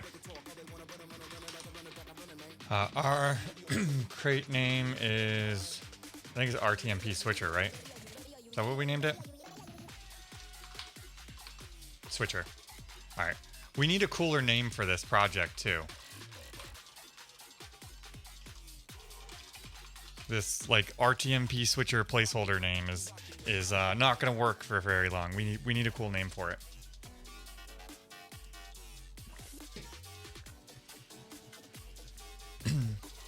You can do Rust log trace to enable trace for all crates. Okay. Okay, so now we should be able to just do a direm allow here. And then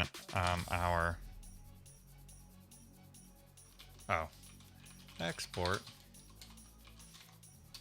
Okay, so now that's going to be set every time we run stuff. Now we just need some log messages. So let's try this. Now, if we do that instrument, like we would have all of this information here, right? And that's not really what we want. So I don't think we're going to use that.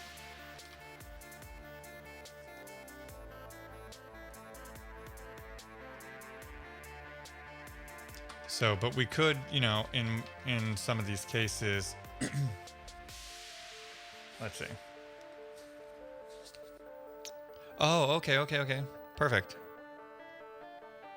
So, I don't know, let's pick one. Let's go to input add. And we'll try this one first. Okay. So, we want to skip. Can I comma separate them? So can I say like skip Someone finds you interesting, sir. mixers, I guess, It right? appears we have a new follower. Kate Croy, thanks so much for the follow.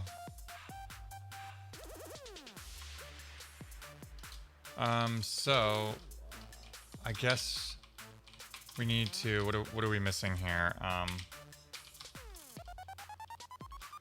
Use tracing instrument. Is that what we're looking for? Why are you saying you're not used? Okay. Not found in input. Wait, what? Expected parentheses.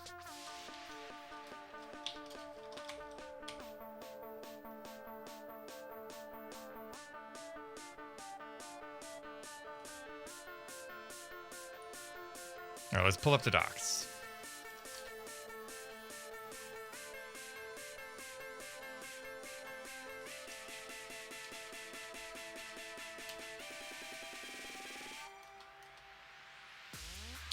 Okay. So we say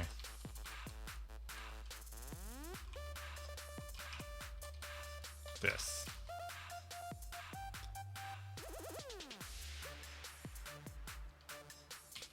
Now can we comma separate them? Like how do we skip more than one thing? Oh, weird, yeah. So here you're saying like, oh, well, the name, we're overriding the name and the target. But then skip is this.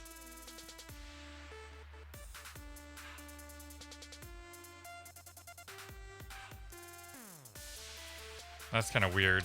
Just inconsistent, right? Oh, wait, what is this?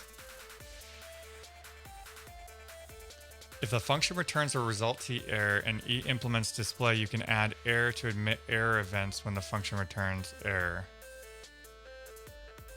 I'm not quite sure what that's saying, but okay.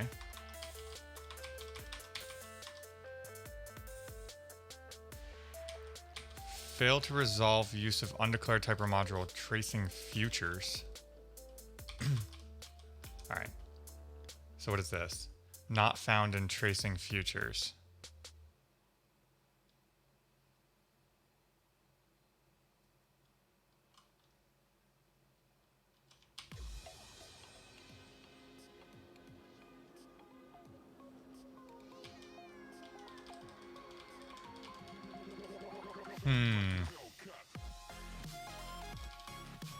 So what is this trying to do now?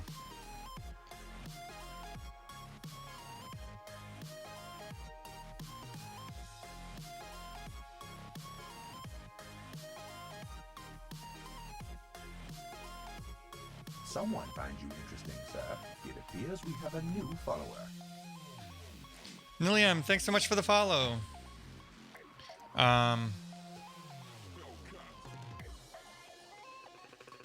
Oh, gotcha.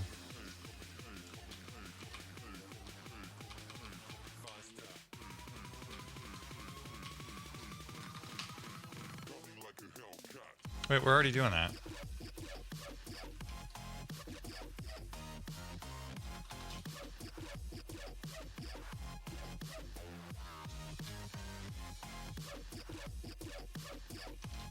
Wait, what am I? Oh, not here.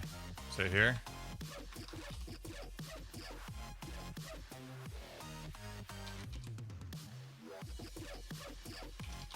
Is it the tracing futures crate that I need to bring in?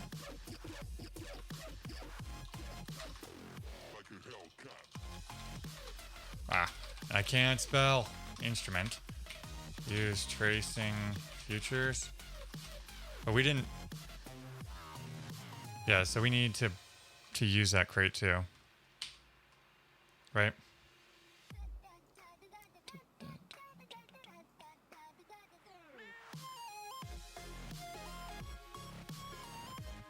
So we need this one as well. And I'm guessing that's just because of the function being async, right?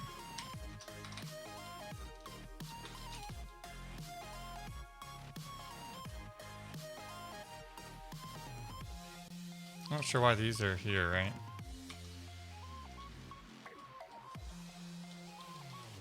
Okay, yep. So that was our issue. Okay. Now we can look at the yak.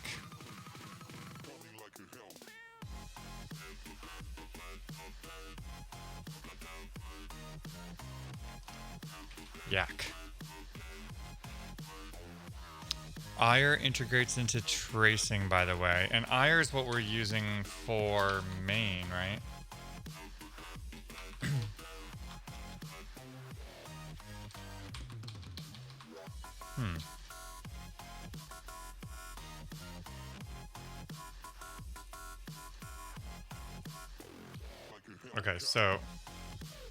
Okay, so we need to bring in all of these.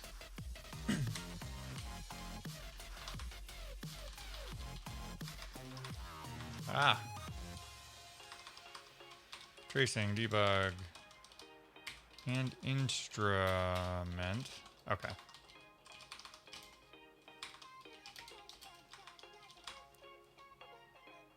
Okay. So then from this point forward, we should be able to just use debug, info, things like that, right? You think it's an anti-pattern to bring in the macros? So how would you typically call those? You would rather do tracing, debug?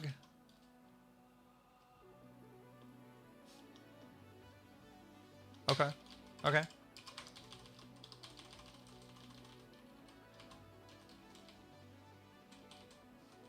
Let's do that then. Okay. We'll just bring in tracing, and then where's our instrument? Here. We'll just do the same thing. Tracing, instrument here. Okay. And then I guess in this function we'll do that, right? Oh,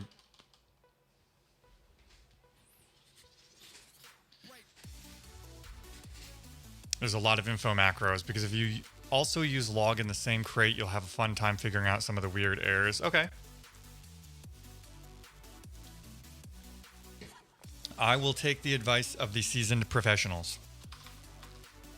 Okay, so we already found a place here that we wanted to return message response, and this is mixer not found. And error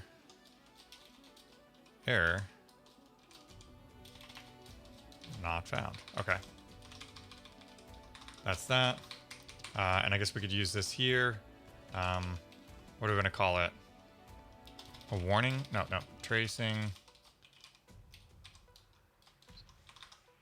What options do we have? Okay. Is it an error? I think it's a warning. Mixer. And this can be not found.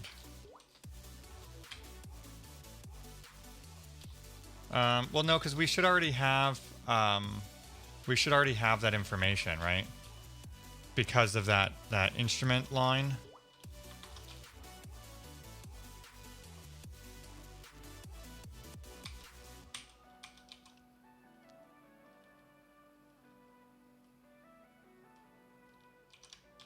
Oh, duh. Status code not found. Okay.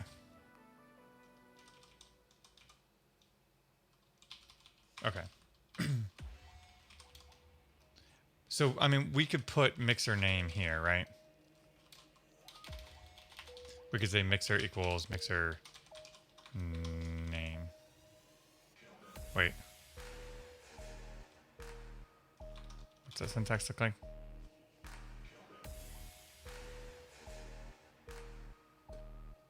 Yeah, that's right. Okay, so it usually does the message after. Okay.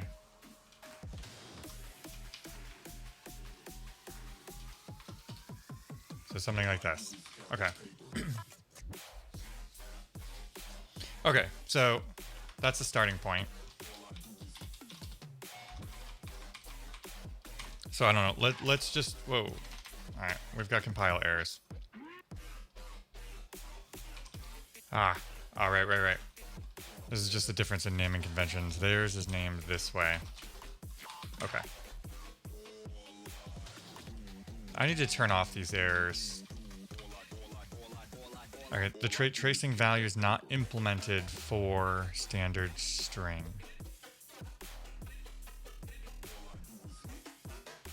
What does that mean?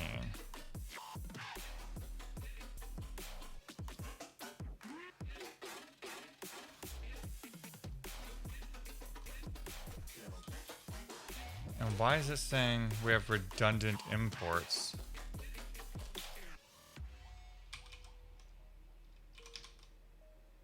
How is this redundant?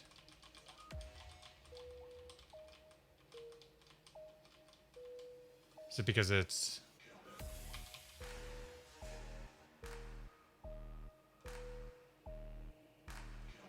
I'm not sure what's going on there. Oh, right. Tracing.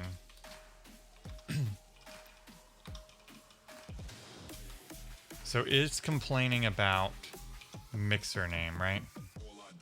So we need to do something like this. Okay, gotcha.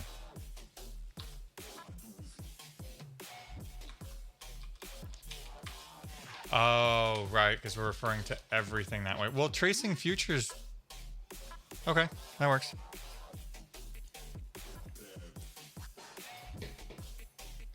Okay.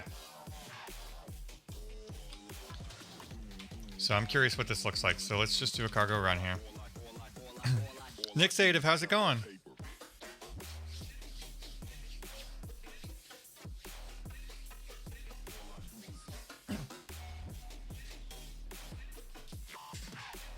Lots and lots and lots of refactoring. It's starting to look a lot cleaner though. I do need to go through and like comment the crap out of this too. That's another thing that I need to look at too is the Rust docs, right, are auto-generated from comments. So I need to look at that too because that's something I haven't done yet either. And I probably should. Maybe I should do that because right now I'm trying to go through like module by module and remove unwraps and add logging and things like that. Maybe while I'm in there, I should also add docs. So maybe before we finish all of this, maybe I'll do that, and then I'll have like a template that I can look at here and finish this file and then move on to the next one. It's going great. Just got hold of a 2005 IBM ThinkPad Z60M. What are you doing with the 2005 ThinkPad? All right, let's look at it. Wait, what is this? Test.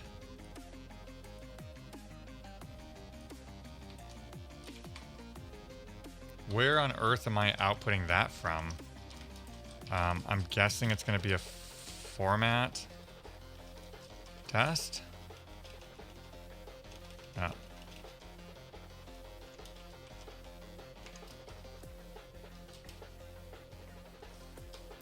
It's in main.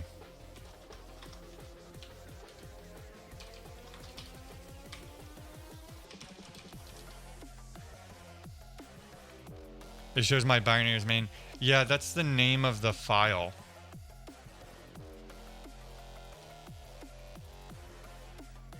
So should I really move this to like source bin switcher or something like that?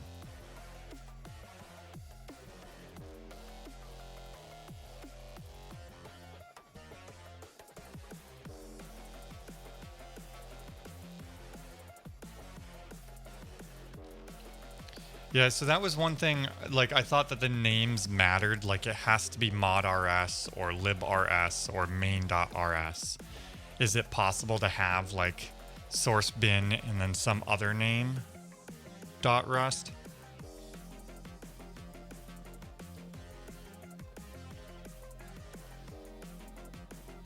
And you said you can rename the binary? Okay, so let's just do that then. So git move source bin main to source bin we'll just call it switcher.rs. I need help naming this though. Everybody needs to help me come up with names. So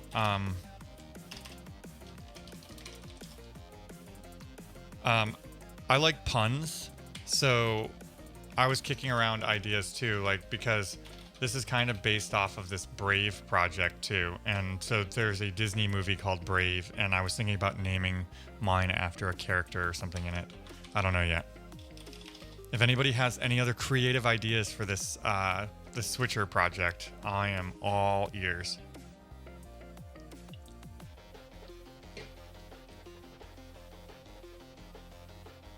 Okay, cool. So I can put whatever I want in source bin and have many binaries generated.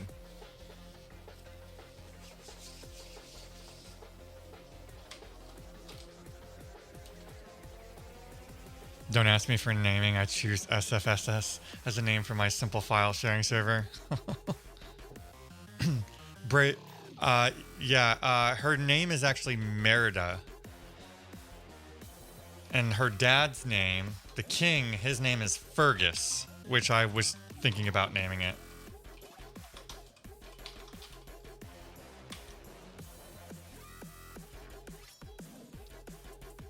Okay, so we have this running.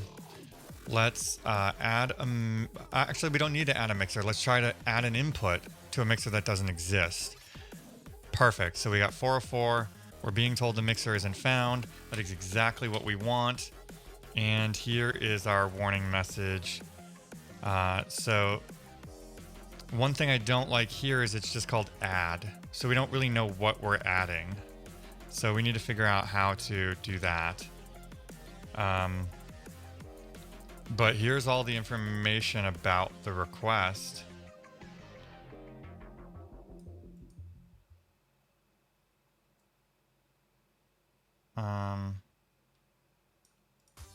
Oh wait, no, because we do have our package name here, right? I mean, it'd be more helpful up here, but it does exist here.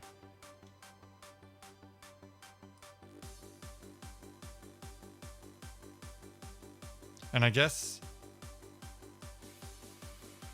do we need to even say that because it's already here, right? We already have it in the request. Okay.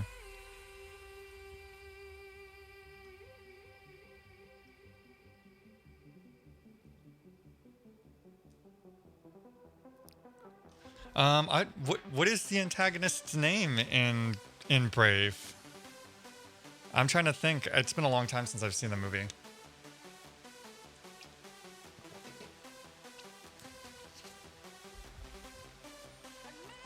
Okay, so we have this warning here, but I don't think we need to pass this, right? Oops.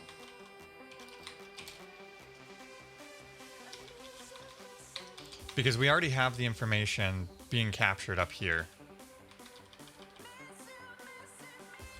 We already know what these things are going to be. Okay. Sudo, how's it going? It's going pretty good here. We are learning about some of the logging packages and other ways of cleaning up our code a bit. So that's kind of what we're doing now, is like productionalizing the code and making it cleaner. I have like 400 directories in DevRS, and I know what I like a third of them do, and maybe a quarter of those where they got their name.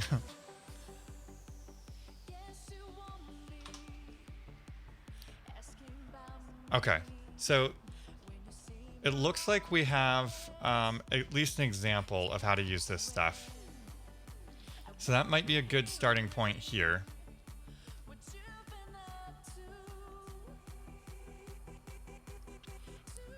Learning how to stop sleeping until 2 p.m. Have kids. Problem solved. You will never sleep till 2 p.m. ever again. I'm lucky if I can sleep till 8 a.m. Even when I've been up till 2 a.m. Okay, so we sort of have all of this stuff figured out now, right? We just need to like follow suit here. I'm going to leave that open for now. Do I want to leave this one open too? I think I kind of do because I might need some of this, right? Oh. So we can actually at the function level pass some tags. Okay. I'm gonna go do that. Mordu, the bear. Okay. Let's see. What were we doing? Oh, right. We want, Rust doc. Like,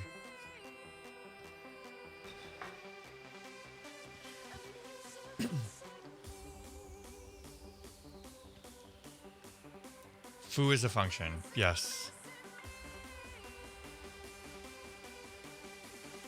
Okay, so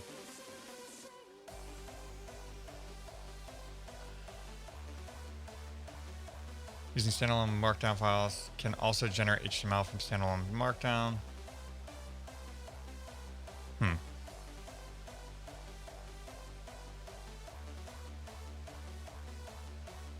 Search up GitHub for Mordu.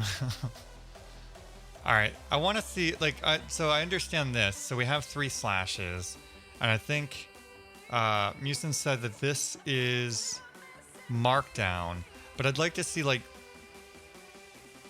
what like a decent message looks like, right? Like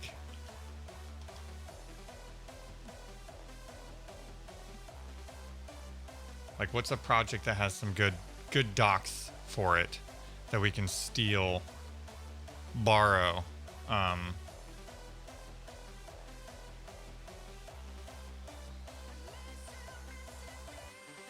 go to the source, go to the standard lib. Where is it?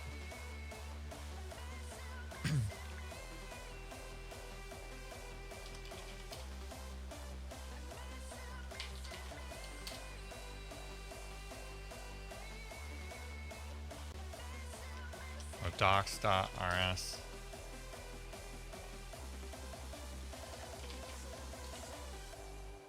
Okay.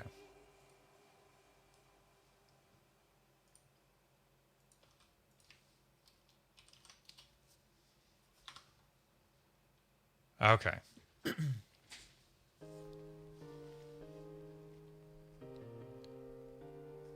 Huh. Oh, no. Okay, so this is inside the implementation. This is for just this function. Okay.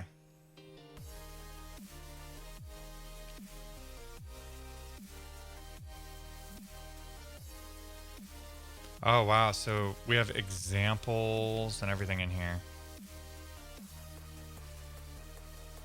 I don't know if we're going to go that far.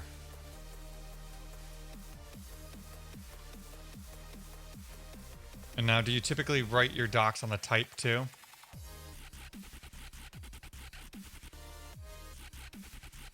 Okay, so let's see. Go to the first line for module documentation. All right, let's start there.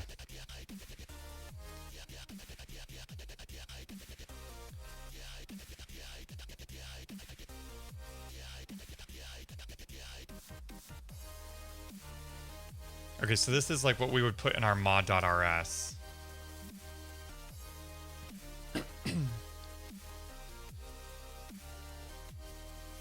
Oh, so if you do this, that's at the module level? Okay. And then we've got our type that we are documenting the crap out of. And then the individual functions on it. Okay, so, I mean, this is really, you know... Whoa. Now I gotta write documentation? Alright, Sudo. Thanks, man. Have a good one. Someone finds you interesting, sir.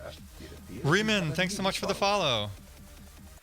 Okay, so with the bang is inner docs. It goes inside of an item, a module.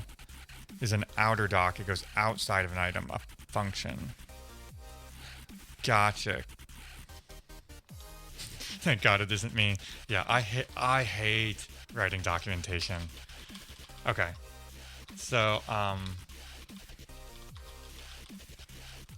did I copy that? Nope.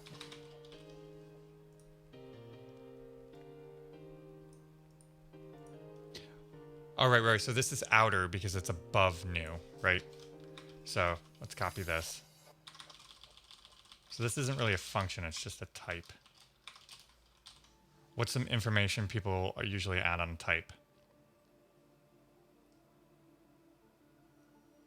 Are they really... They manually added this themselves? This has to be auto-generated.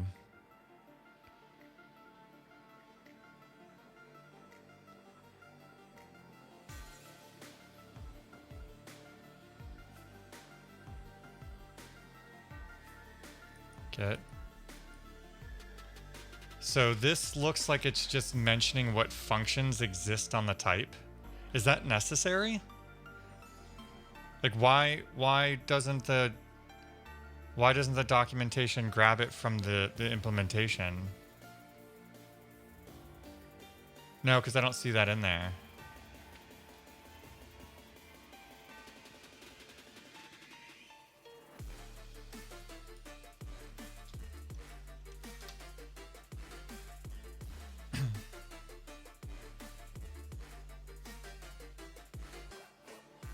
Oh, okay. So, but are they adding this to their docs in the code manually? Or is this like auto-generated somehow? Because I feel like you could break this if you happen to move a type somewhere or something, right?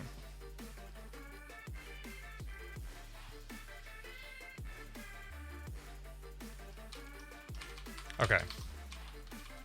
So I want to see like what does their docs look like for a type?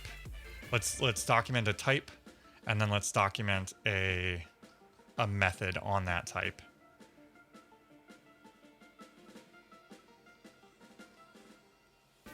Okay, so they just we're gonna copy this down here too.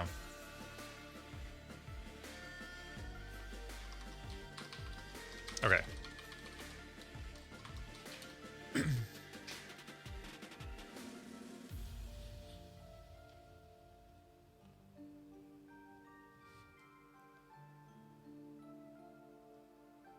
Okay, so newer versions that'll do that. Gotcha. Okay. So let's see. Let's document this one first. So this is a HTTP request for creating a new input mixer input. Okay, so here's, I guess, a good place. I don't think we really need examples in this case. However, one thing that I would like to do is how do I reference the other type, right? In the docs, I would love this to kind of be like a link to like the mixer, right?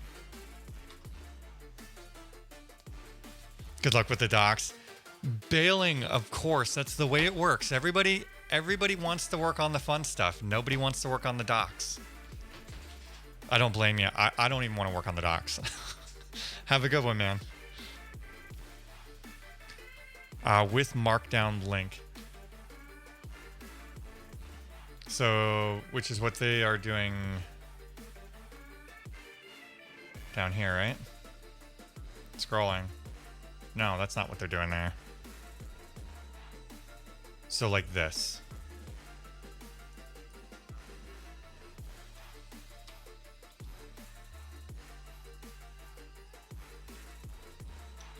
I'm guessing this is what we're doing here, is something like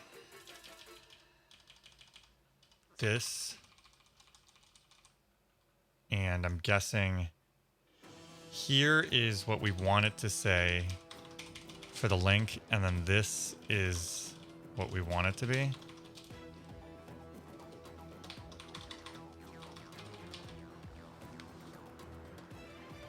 You put the link in the body.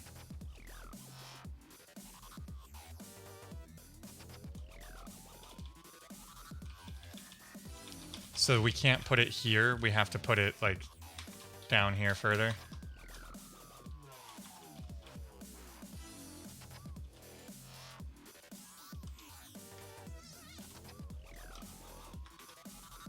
Like this. Okay, so if we do it, I guess the path is what I'm confused by. Do I need to do this?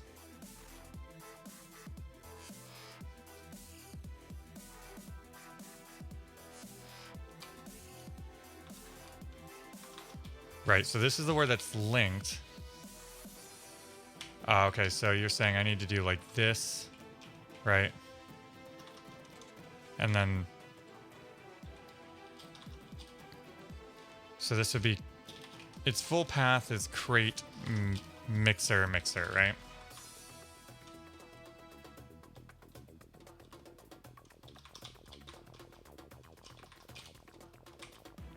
All right, now, I don't even know how to view the Rust docs, like how to generate them and look at them. Oh, you have to actually use the HTML for it. So I need to, because we are in HTTP, I need to go back up a directory and then go to Mixer, and then it would be struct.mixer.html. Cargo, doc, open, no debs.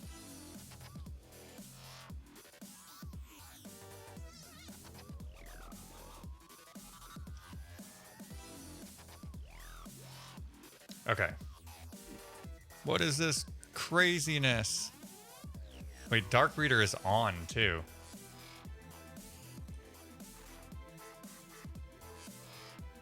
Why are you so bright? There we go.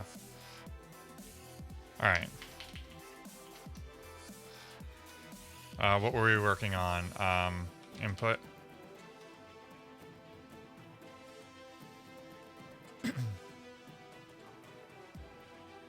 No, we want HTTP. HTTP. Input. Aha. Okay. Sweet. So we have that example now.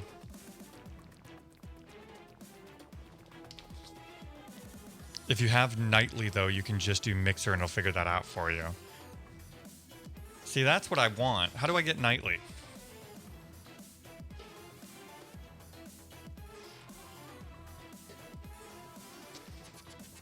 Well, I guess if this is going to be a public project, is that going to be problematic for anybody who's using the project? Okay, so this is an example of how we can document our type. Perfect. So now we want to document a function.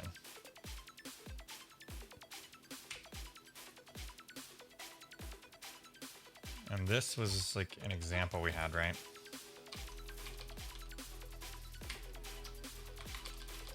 Okay.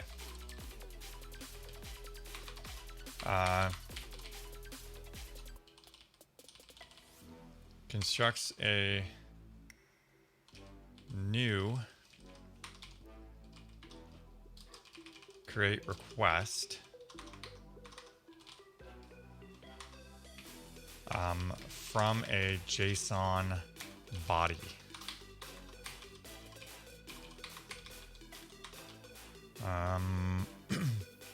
Don't really care about that.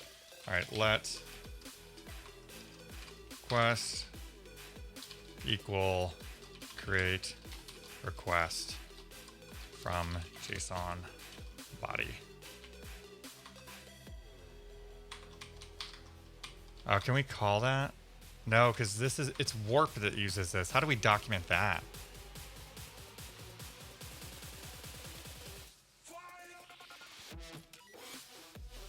But yeah, it'll be a problem for now for stable users. Okay, so we'll leave it alone for now. We can fix it after that becomes a feature in stable. Krasnik, how you doing? How are you, my dude? And I like your shirt. Where did you get it? I think I ordered this one off Amazon actually. I have a NeoVim one and I think another one that I happened to order off Amazon too. Okay, so I have to figure out how to do this, right? Because that's not actually how this works.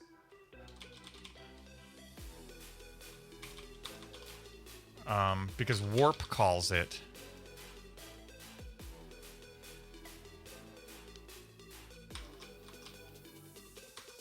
So really we should document the fact that this actually, this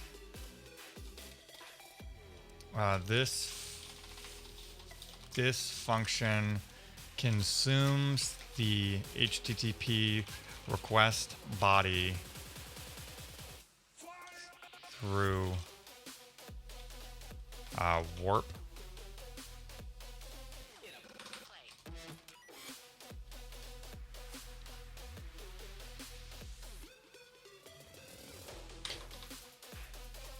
Okay, so here we would say no run.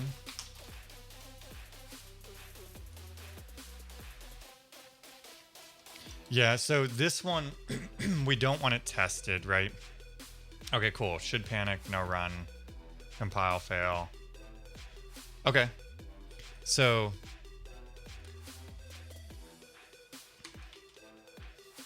I think that this is safe, right? We don't want it to run. Let request equal, right? Because it depends on Warp.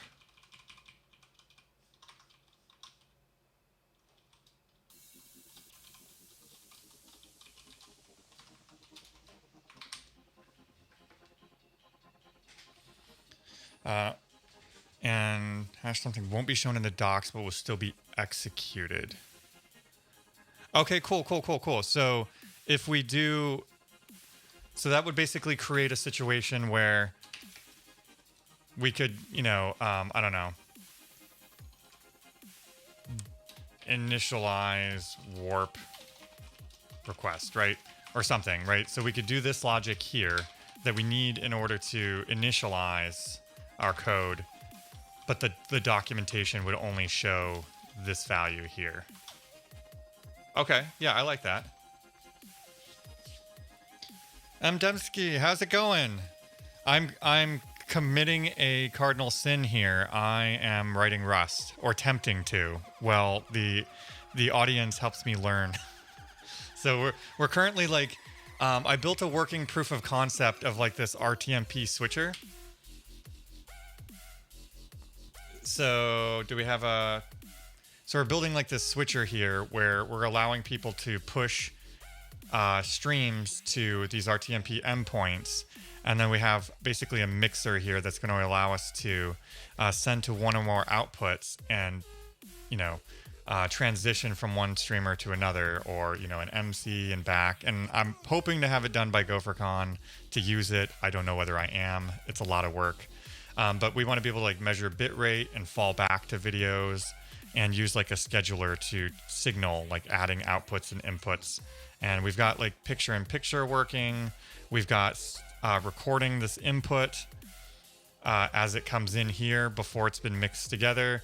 So there's like a rough proof of concept here. And so what I'm currently working on now is learning some things about error handling and logging and Rust docs and things like that, so that we can start like stabilizing this and turning it into like a full-fledged project and not like my rough proof of concept.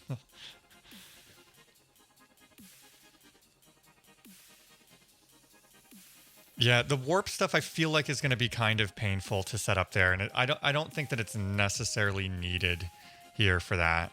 That's going to be exercised, I think, fairly well by the tests.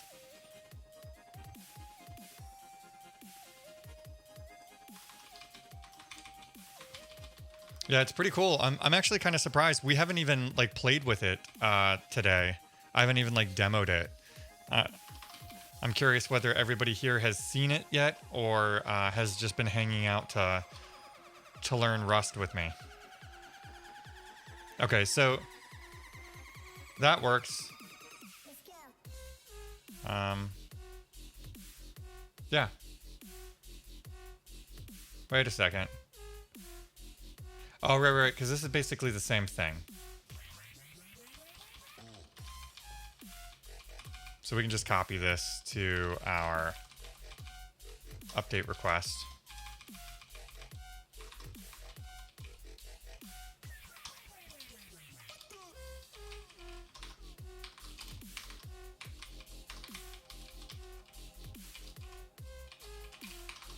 Okay.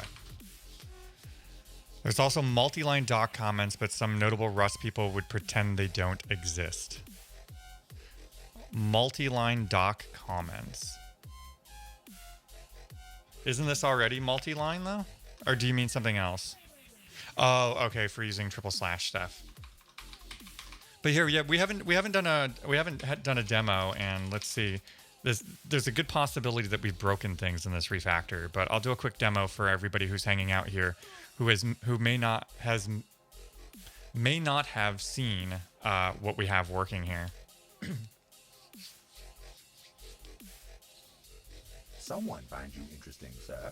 It appears we have a new follower. The real Jake, thanks so much for the follow. All right, compile. The one thing that so writing Rust instead of Go, the compiler speed is killing me a bit. But it feels like most of that is actually after all of the macros that we're using for Warp for the HTTP stuff is when I really started noticing a difference in compile speed. BC Btrack, thanks for the follow. Ethrix, thanks for the follow. It appears we have a new follower. Okay, so what we are going to do is we are going to come over here and we are just going to send an HTTP request to create a mixer, and that's basically the thing we showed off here. This switcher can actually have more than one mixer, and that's a thing that we send inputs and outputs through. We're just going to call it eric.dev. We want 30 frames per second, and we're going to do it in 1080p. Boom, we have a mixer. Next thing we're going to do is add an output. So the type is RTMP, and here's where we're going to push our video to. So we can create that. And then if we come to here, what we're going to end up seeing is just this like black screen. And the black screen is because we have to keep a consistent stream of audio and video going through, otherwise our pipeline stops. And so we want to ensure that it stays running all of the time while we're swapping out inputs and outputs. And so there's just basically this black screen playing, and then it's a sine wave with a volume of 0 to keep that going. We can preview what our pipeline looks like as well. Right, so here's our test video source, which is the black screen, and how it flows through, converting to 1080p and through our mixer and things like that. And we can look at how this grows. All right, so next, we are going to submit an input. So here we're just going to play an MP4 of Big Buck Bunny, and we're going to set record to true. Let me clear our recordings directory. Okay. So we're going to do this. We're also going to say, hey, we want to record that input as it comes in. And then after we give our, this is the speed thing isn't at the switcher that you're noticing the delay. It's actually at the transmuxer that we're pushing it to so that we can watch it in the browser. Okay. And there we go. Now that's playing. So I think here, so now what we can do is we're going to submit a different video, and we're going to call that one Sintel.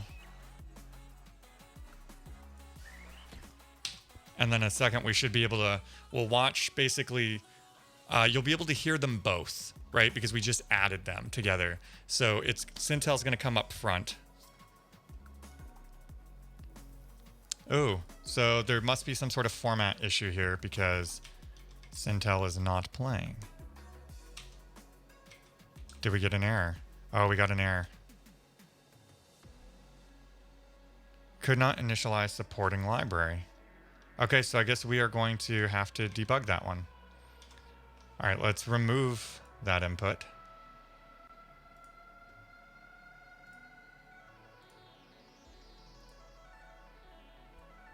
Wait. Oh, we don't need a body for that. Okay. So we're going to remove Sintel. All right, go build speeds has me really spoiled. Programming and languages. Yeah, the build speeds are so nice. Are we reviving Twitch's competitor? No, so there's a lot of services for pushing your stream too, right? Vimeo, YouTube, Twitch, Facebook, right? There's lots of things that we can push RTMP to, but it's problematic when, like right now, there's no problem for me if I'm just continuing to stream towards Twitch. But when you get into situations where it's like, well, we'd really like to like switch over to an MC to say something and then switch over to another streamer and rotate, and then maybe there's a video in between them and things like that, that becomes troublesome. So the idea is like we want to create like a linear video feed so that the Twitch stream or wherever is running, you know, essentially 24/7, and then we can have a scheduler say like at 1 p.m. this needs to come on, at 2 p.m. that needs to come on. And so that's sort of what this is trying to build, is like the production side of it, almost like OBS, but you know, completely like server thing. I guess the real idea would be thinking about like a real production video switcher where you have, you know, multiple SDI or HDMI inputs and you're saying switch to camera 1, switch to camera 2. So so the other feature we can show off too is we can update the input. So if we come here, we're going to update Big Buck Bunny, and we are going to leave the volume where it is. We're going to change it to 1024 by 768. I'm going to set the alpha a little higher than that, and then we're going to move it on the screen. So this is basically if we wanted to do picture in picture.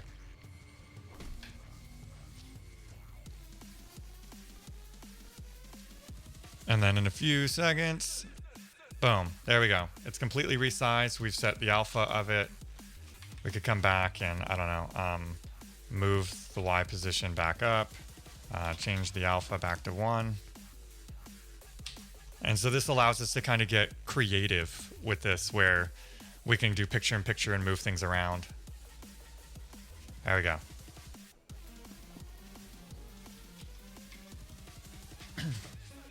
So yeah, so we've got a few little kinks. Like I'm actually not really sure why Sintel didn't work.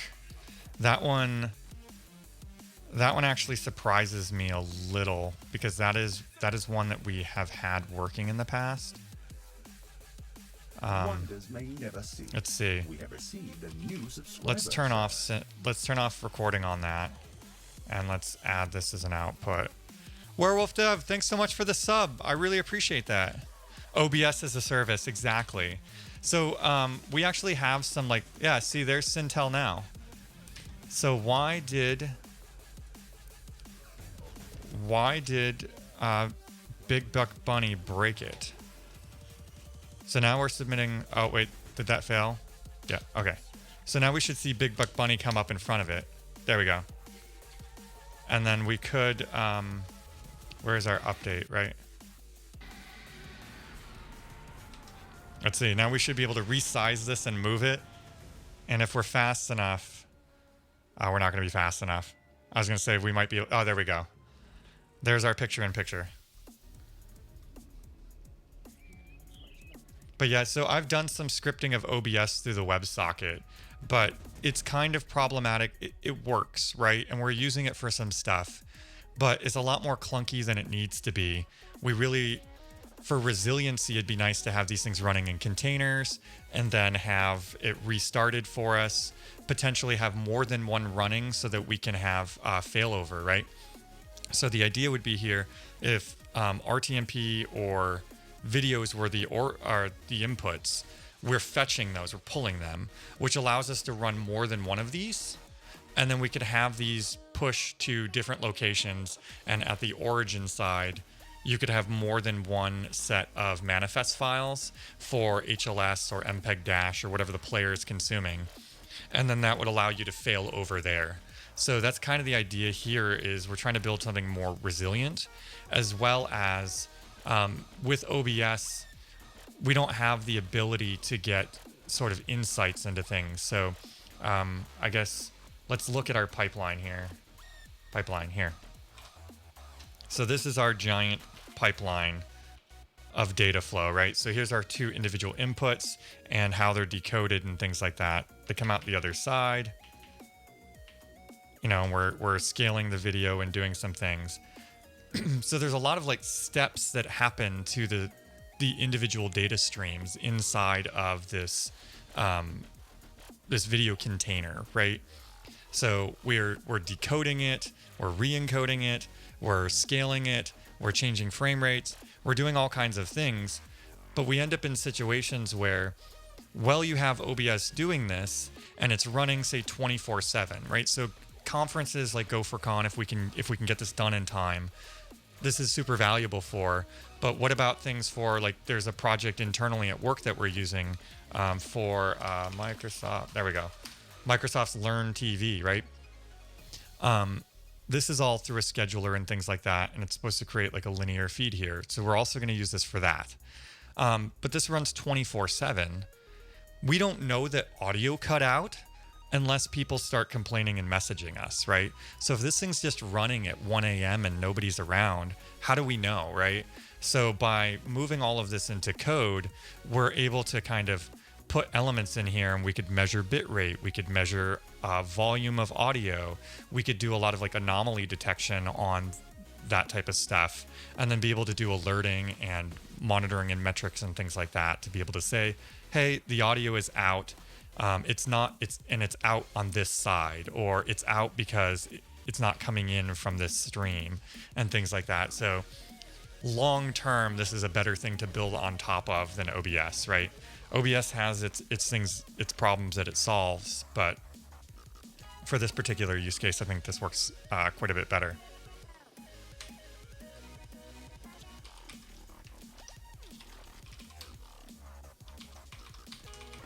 You know, I'm actually surprised with the progress that we've made for, you know, not a lot of time invested into this, as well as this is really my first experience trying to develop something in Rust. And in addition to that, I've never used GStreamer as an API. I've only done like quick command line hacks for things. So learning GStreamer better. So this is like the two main parts of this project have been learning efforts. So I'm actually really surprised with the progress we've made in such a short period of time. I was hoping to be a lot further along for GopherCon. We might have to figure something else out if I don't make a lot more progress over the next couple of weeks. But yeah, like I'm really happy with seeing where things have hit for not having knowledge in either of those places. And I also think it's a testament to how straightforward some of these things are to use without needing to understand, you know, video internals too much. But I'm also super appreciative of all the people who have been in the chat here, like Musin and Mr. Halsey, and folks that have been here holding my hand while I learn Rust. Okay, so we've got some examples here. I think that's all of the types that we would need. So I've got examples of instrumenting and logging and docs for comments. So I should be able to just sort of like follow suit through this entire file, as well as all of the other ones. Oh, I need to update all of these error handling too, right? In all of these places. So like here, this should really be message response, right? And this would be input updated, and then we're just going to say status code. Okay, right?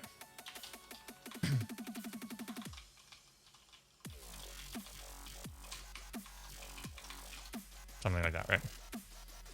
So I'm just going to have to like go all the way down the line and fix all of these things. But we have all of our boilerplate here where we can kind of copy it and follow suit. And then I'm just going to go package by package by package. Sorry I can't be helpful, by the way. JavaScript, TypeScript, Dart is my jam, which isn't helpful for down to the metal things.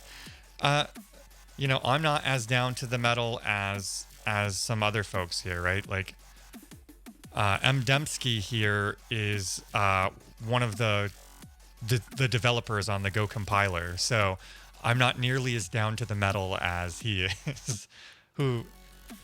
And he also streams here too. You should definitely give him a follow.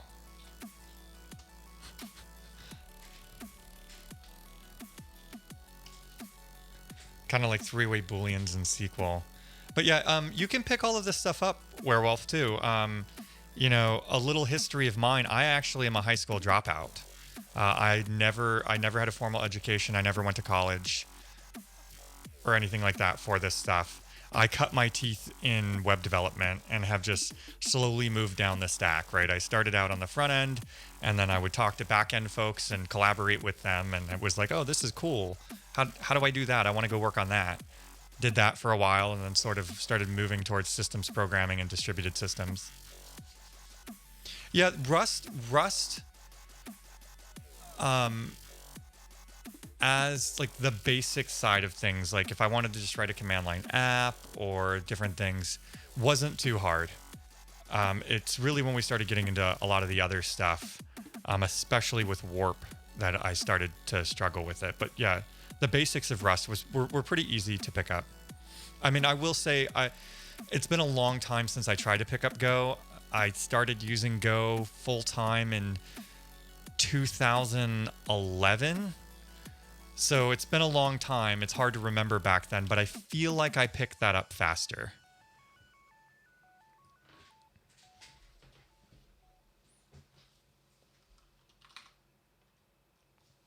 Okay. What time is it? I got probably about 12 minutes till I need to call it a day. I have some GopherCon related meetings that I need to jump on. So we can either work on some more updates here, or if anybody here wants because I know like in the beginning of working on this, I described a lot of things. So if anybody wants like a crash course in how video works, I can also spend a couple of minutes to, you know, here at the end of the stream, explaining how that works for everybody too. Like if this, not here, if this diagram looks insane to you, you know, I'm happy to explain what all of that is. I think the way video and audio and stuff like that works is really, really fascinating, and I would love to see more people get involved in it. So the diagram generator, interesting question. So while this starts up, GStreamer itself has an environment variable that you can set that tells it, it's in my .mvarc in here, this gst debug dump dot directory. Then if we did a gst launch and some GStreamer string here, it would generate a dot file, which is just graph is data. And then we can just do a dot minus svg to convert it. So what we ended up doing here is inside of our mixer, we have a function that just basically calls into the GStreamer API and says, I want you to generate the dot data for the pipeline as it exists right now. So then in our HTTP filters, we have a debug command here. And that's what's calling that mixer debug. So where's our handlers? So basically all we're doing here is we ask GStreamer to provide us the dot data for the pipeline as it exists right now. And then we shell out to the dot command, get it to generate the SVG data, and then we just push that back as part of the HTTP response.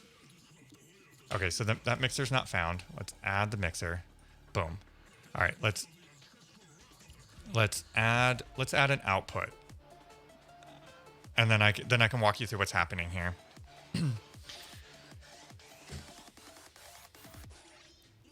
Right. How is Rust for web development as compared to Go? My only experience with web development in Rust is using Warp, which is really fast, but it did come with its own confusion. I would say I'm faster in Go at like web development with it, but I also have 9 years of experience in Go, so that's probably a really unfair comparison to, I've only been working in Rust for about a month, and even then it's not like I'm spending 8 hours a day in it. Go doesn't need you to understand the memory model and variable aliasing, so it's probably easier to go through Go tutorials and Rust book for total newcomer. Yeah. I find myself refactoring code for the compiler all of the time. Okay, so let's look at how, if we look at our pipeline, we can actually look at how how a video file is assembled. So let's go forward here. So here's the compositor. Interesting, sir. It appears we have a new The corn, thanks so much for the follow. So coming out of the compositor, just assume that's video in some sort of raw format, right? They're just frame buffers, right? And then we'll ignore this caps filter and all of these things doing the resampling. So what I want you to look at here is all of these are just converting frame rates and stuff like that. So we want to ignore all of this stuff, the work that's being done. Okay. So here's where it gets interesting. So a video file, when we think about like an MP4, an AVI, an MKV, that's what's known as a container. And so a container inside of a container has multiple streams. And each stream, it can be video, it can be audio, it can be VTT for closed captioning, all those things. So each of those, it's multiplexed together inside of the container, and that's what we call it. And so each stream is encoded in its own codec. So encodec just stands for code decode. Okay, so in this example for RTMP, we are using the H.264 codec.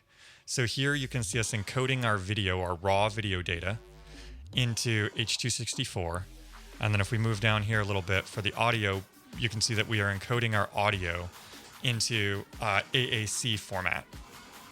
So those things are then multiplexed together, we call that a mux, into a container. So here we're using the FLV container, which is the flash video container. But for recording, we're using like Matroska or something like that. We could use whatever we want. And then we can take that raw container data and we can save that to disk, or in this case, we're sending it over the RTMP protocol. I do have, what is the command? Is it video tutorial? There's a command here. What is it? Wait. Now I'm trying to remember. I saved one here. Video intro. There we go. Video intro. So these are actually really, really cool if you want to learn about like the internals of video, which is really, really fascinating when you get into some of these things.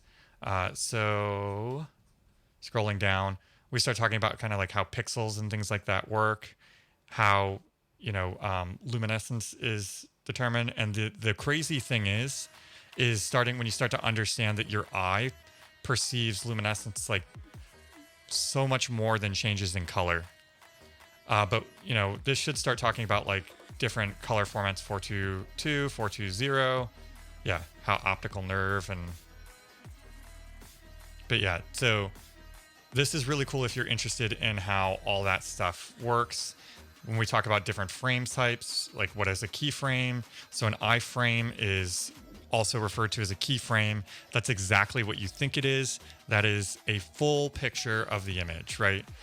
So then you have P frames, which are predicted frames, and those are basically, you can think about them as like diffs against the frames that preceded it. So you're going to send a keyframe every so many intervals, and that's when basically the screen gets a chance to reset.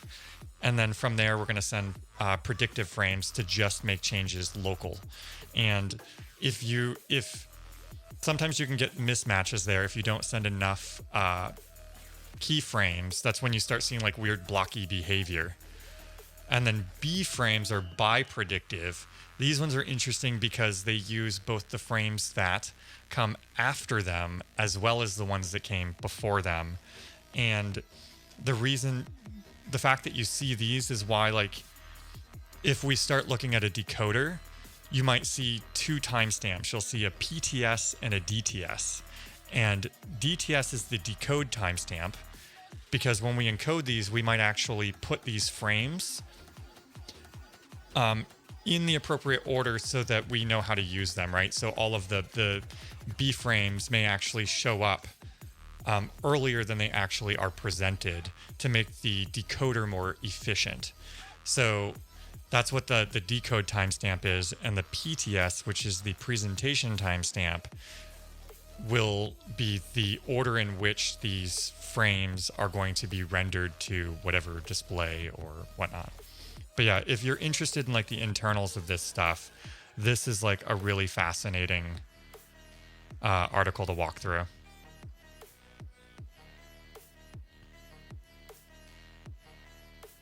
Yeah, there we go. So here's how codecs work and all that. I should really read through this again. It has been a while since I think I've made my way through this. But yeah, awesome article. All right, what is it? 3 o'clock. I'm gonna have to sign off of here so that I can do some GopherCon meetings in my Rust shirt.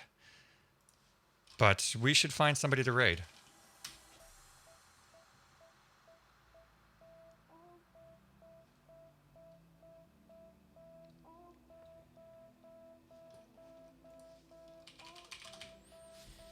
Thanks for coming and hanging out. I'll be back on Monday. I typically stream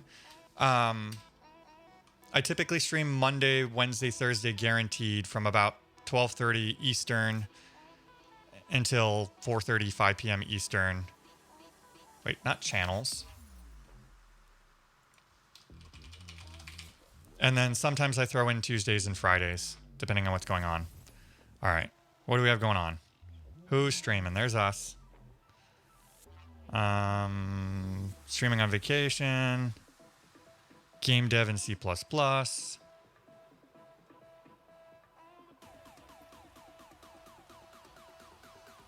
Thanks, Werewolf. We've got Aaron writing a tech talk in Go. Lempai's doing some Rust physics development. All right, he's hung out here quite a bit. Let's keep the Rust train going.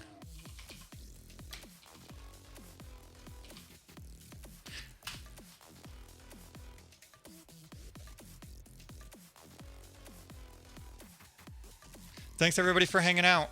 I will see you all on Monday. Have a great weekend.